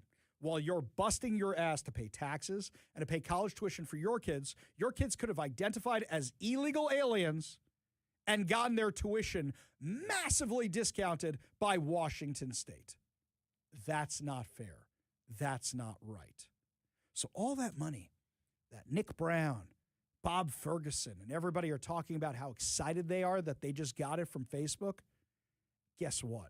It's probably going to go right out the door to this because they're admitting it on their website. And in fact, when I reached out to the Attorney General's office about it, they admitted they're doing it. There's no mystery here at all. All that Facebook money is about to be a distant memory. How much did we pay out in lawsuits last year from Washington State? What was it, over $500 million in settling lawsuits? I think that number is about to get a whole lot bigger because odds are this isn't the end of the lawsuits coming from the Trump administration. Up next, my friends, speaking of lawsuits, the recall against Seattle Mayor Katie Wilson has been dismissed. It's not what you think. We'll have the crazy details for you when we come back. You're listening to the Ari Hoffman Show on Talk Radio 570 KVI.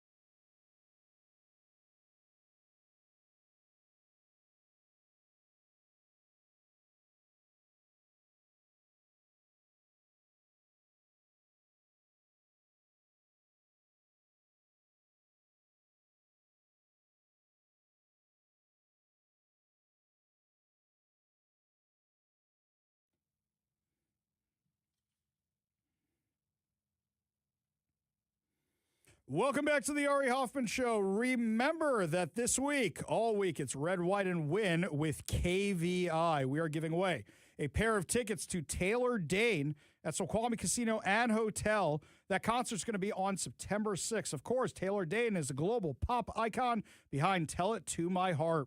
So if you want to win these two, count them, 2 tickets, head on over to KVI.com right now for your chance to win while you are there.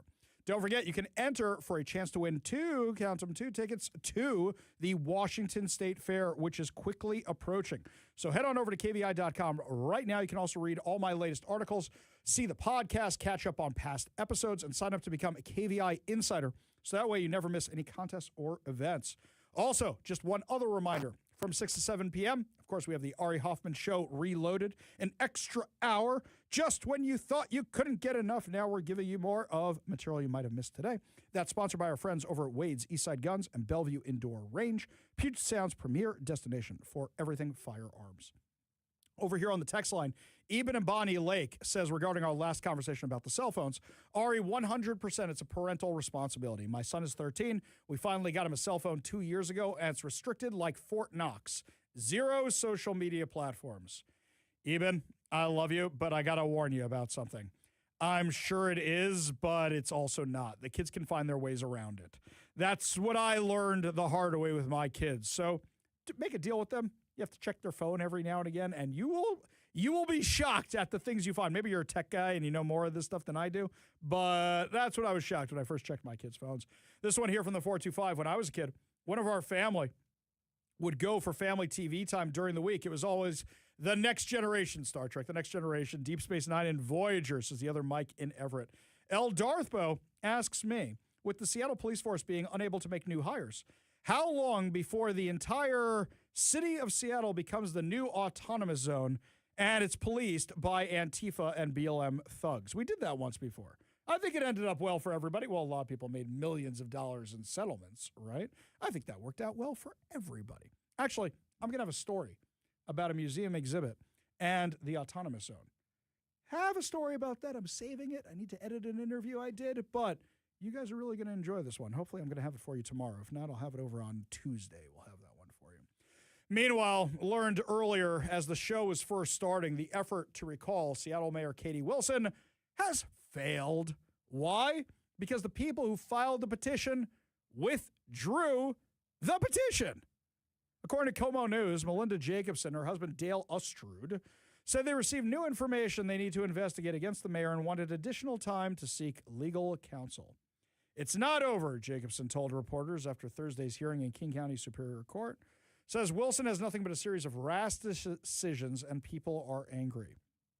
Jacobson's petition alleged Wilson was failing in her duties as mayor by not addressing public safety issues around the city and firing former Seattle Police Chief Sean Barnes days after a mass shooting at the Bite of Seattle.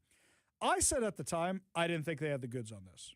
I just didn't think they had it, and I still don't think they have it. Mind you, if you had waited a little bit longer, Katie Wilson gives you plenty of opportunities, but the problem is now you revealed your hand.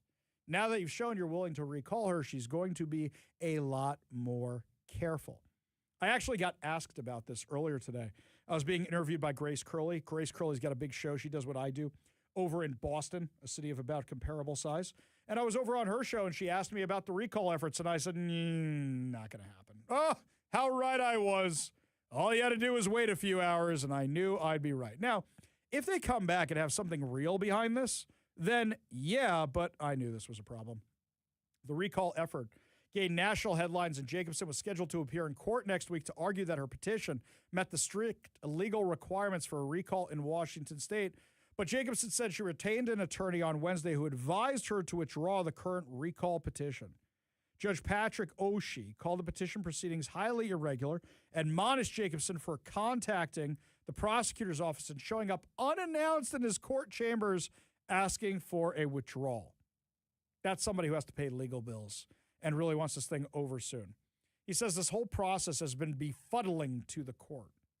Oshie ultimately allowed Jacobson to withdraw. Why couldn't you just wait till Monday? Why couldn't you just wait until Monday? He allowed Jacobson to withdraw the petition and left the door open for her to refile it in the future. You want to invoke the wrath of the judge this early? You don't want to be, this is all rookie. This is all amateur hour stuff going on right here. Dmitry Iglitsin, an attorney representing Mayor Wilson, called the recall effort frivolous. Said, I am troubled to hear in open court some suggestion that may just wait for another day and refile the same recall petition. Again, he's not wrong, by the way. Look, I want her out of office, but tell you something, guys, this isn't the way to do it. You got to wait till she actually gives you something real for this. And I know you're going, wait, there was a shooting and a botched response. You don't have it. Being dumb is not illegal. Being stupid is not illegal. You have to actually do something wrong at this point. So, yeah, he added that Mayor Wilson may seek court sanctions against Jacobson and Ostrud if they continue their effort to recall her. If they don't have anything real, it comes down to harassment at one point, and he's within his rights to ask for sanctions. Mind you, I've had people try to sue me before. I've gone after them for sanctions. We'll leave that for another day. Quote, if it is not the end of this matter, there would have to be an effort to require the recall petitioners to take responsibility for their abuse of the process, the law, and the court's availability. A recall petition should not be used as or seen as a substitute for the normal process whereby election officials are elected at regularly scheduled elections. He's not wrong. These guys, through this botched effort, gave all the ammo to Katie Wilson.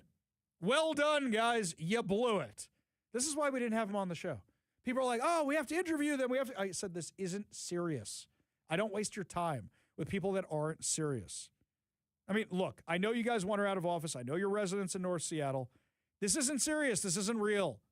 I'll be honest with you there, guys. It's just not.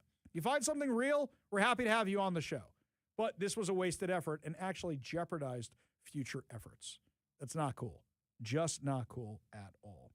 Up next, my friends, you know it is cool. We got a whole lot more to discuss, including Marie Glusenkamp Perez manages to stick her foot in her mouth and have everybody think she's dumb heading into a contentious recall. Look at that. A contentious re-election. Give you all details when we come back. You're listening to The Ari Hoffman Show.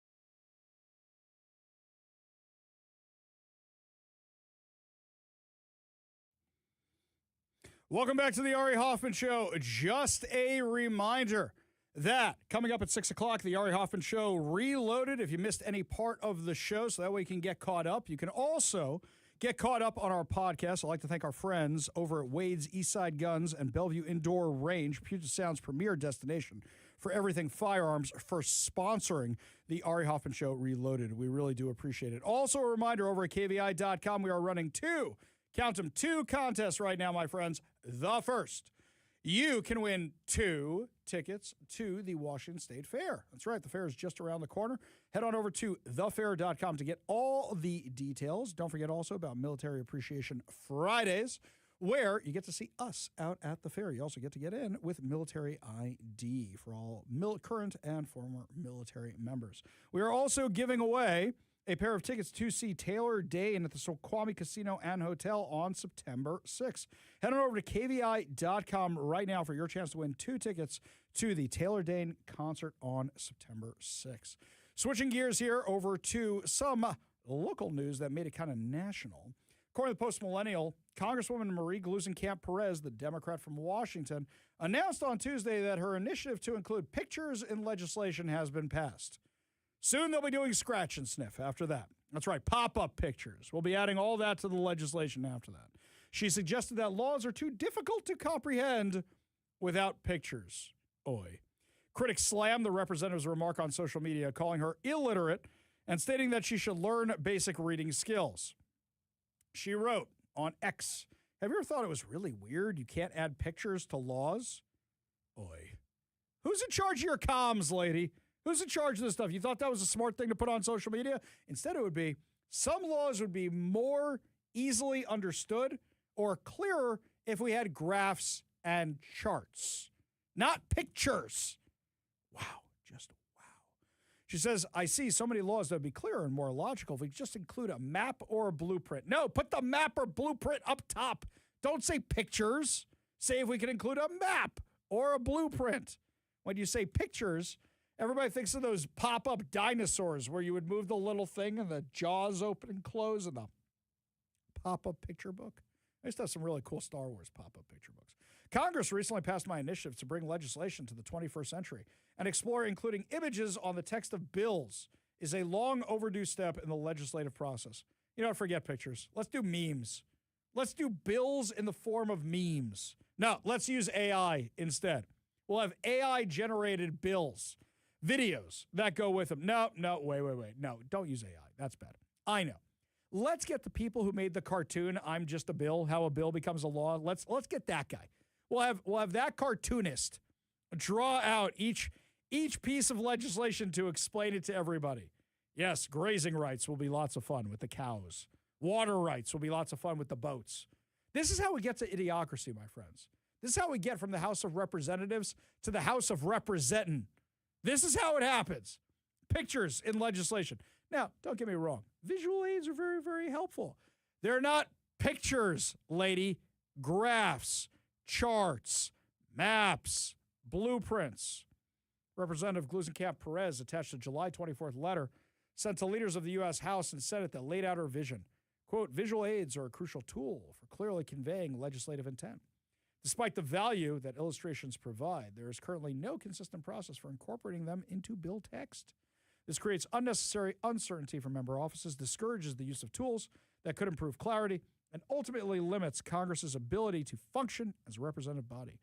For too long, our laws have been written for staffer bros with bow ties." There's people who still wear bow ties out at the Capitol, who issue guidance on how to follow them from cubicles to Pennsylvania Avenue. That's actually a very important point. Maybe I should stop making fun of her for a minute here. Who actually reads the omnibus bills? Does anybody actually read these things? Or need I remind you of Obamacare? Wasn't it that we need to pass it to find out what's in it? Nancy, Bobby, read the thing. Might be a little hard for her. She has to take a break from the wine to fully comprehend it. She said we should be able to draft legislation that speaks to all Americans, regardless of how they learn or profession they work in, from visual learners to foremen to lawyers to policy experts. A blueprint, a diagram, a map, or other illustration can communicate legislative intent more clearly than text alone, and Congress should have a clear and consistent process for using that tool. You know the problem is? It's not wrong. It's the way you phrased it just makes you sound dumb. That's the problem with the pictures and stuff. You're not wrong. There are people who are more visually observant. There are laws that, holy cow, I'm not even sure it's written in English when you read these things. But the pictures angle of it, that's the ridiculous thing. So one user on X wrote, have you thought it's really weird you can't add pictures to laws? No, I haven't. Not ever in my life. Another person wrote, I'm blind. Will I be bound on how you describe the image to me? That's funny. Yes, Braille, coming soon for all laws. How is adding images bringing it into the 21st century? Images came long before the written alphabet. Yep, that's right, hieroglyphics.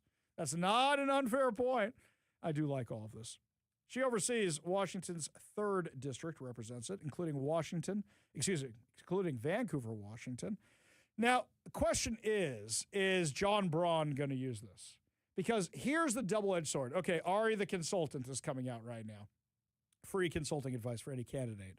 So here's what you do. Oh, a candidate who I approve of your messaging. Let's be clear on that for a second. Okay, so which one here, if you bring this forward, you're highlighting that she gets a bill passed, that her bill is on track to be passed, and then she's an effective lawmaker. Because you got people like AOC who have never gotten a bill passed. If you don't highlight it, let the internet do its work. John Braun's got nothing to gain by weighing into this, except from time to time he might be able to make jokes about, do I need to illustrate this with a picture for my opponent? Save that for the debate, John. John's a nice guy. John's a classy guy. He doesn't do that kind of stuff. He's not going to do that. Instead, he'll just talk about how she hasn't gotten anything done in Congress. And here's the perfect trap. He'll say, she hasn't got anything done in Congress. And she'll say, what do you mean about my bill with the pictures? And he'll be like, your bill with the pictures? Really? That's what you save it for. Save it for the debate. That's your opportunity to use this kind of thing. See, this one here, Rob. He likes the House Rock on the bill. He likes that one. That's exactly right. That's exactly what we should do. This one here from Mike. I think we should get an interpretive dancer to better illustrate the contents of the bill. Perhaps the bill should be written as a haiku or Shakespearean. I don't think that's going to help. I don't think the Shakespeare is going to help. Enough people have enough problems with that. Only good news to wrap up the show. Your good news headlines put a smile on your face heading into your evening commute. You're listening to the Ari Hoffman Show on Talk Radio 570 KVI.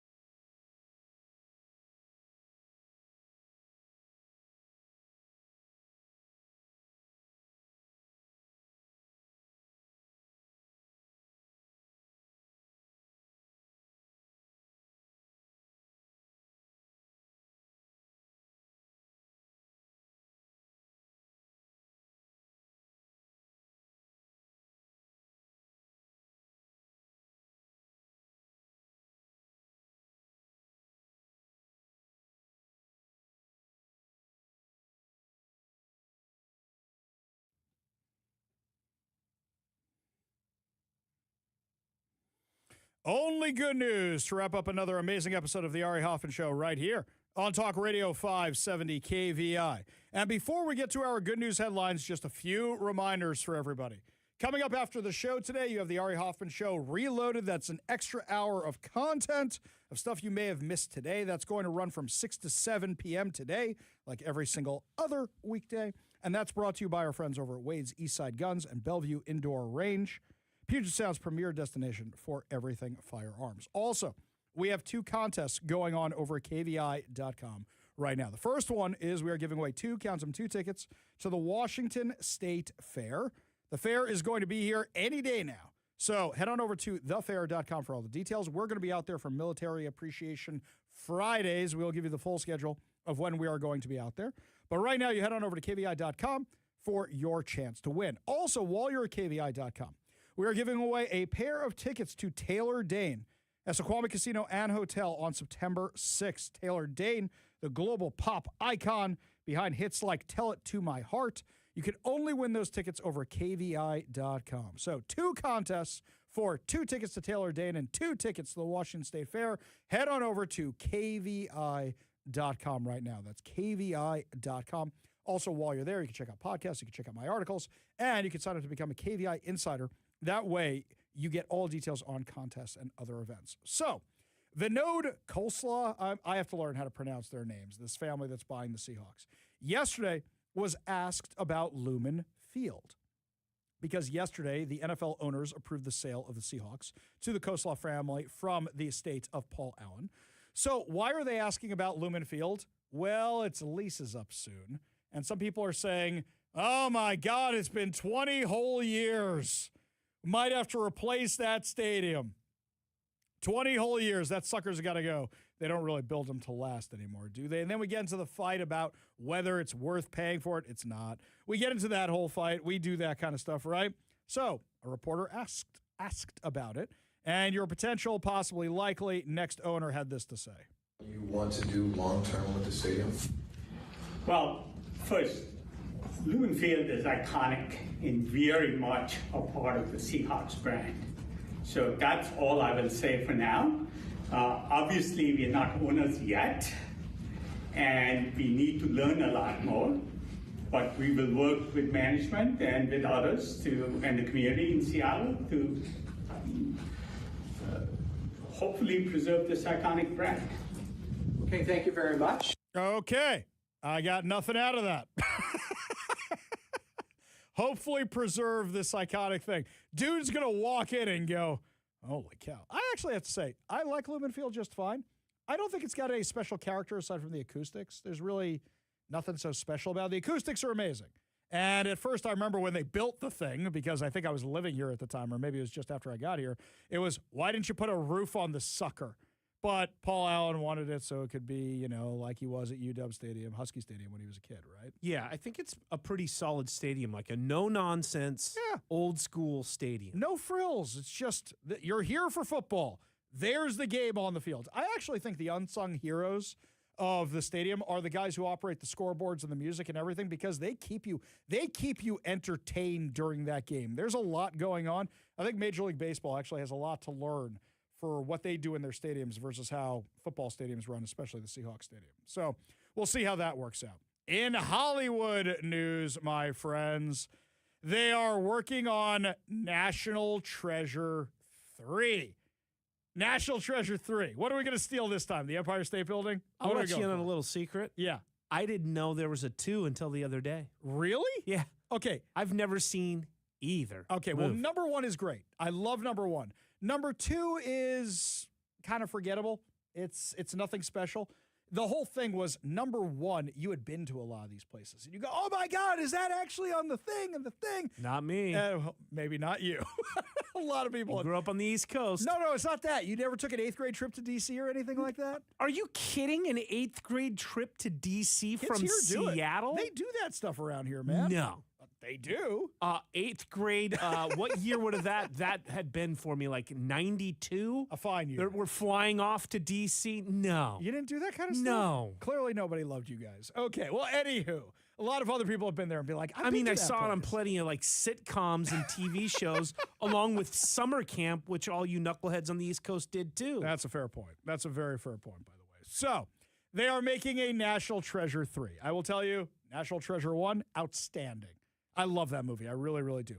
National Treasure 2, it's fine. It's fine. But National Treasure 3, this is where they're going to bring it home, right?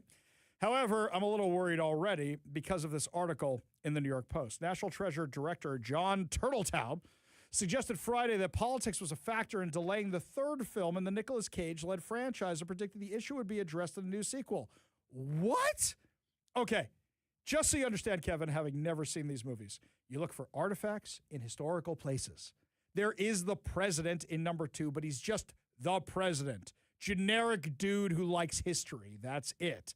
You don't have to put politics into any of this. Yeah, but think about it now, Ari. You know how this stuff goes.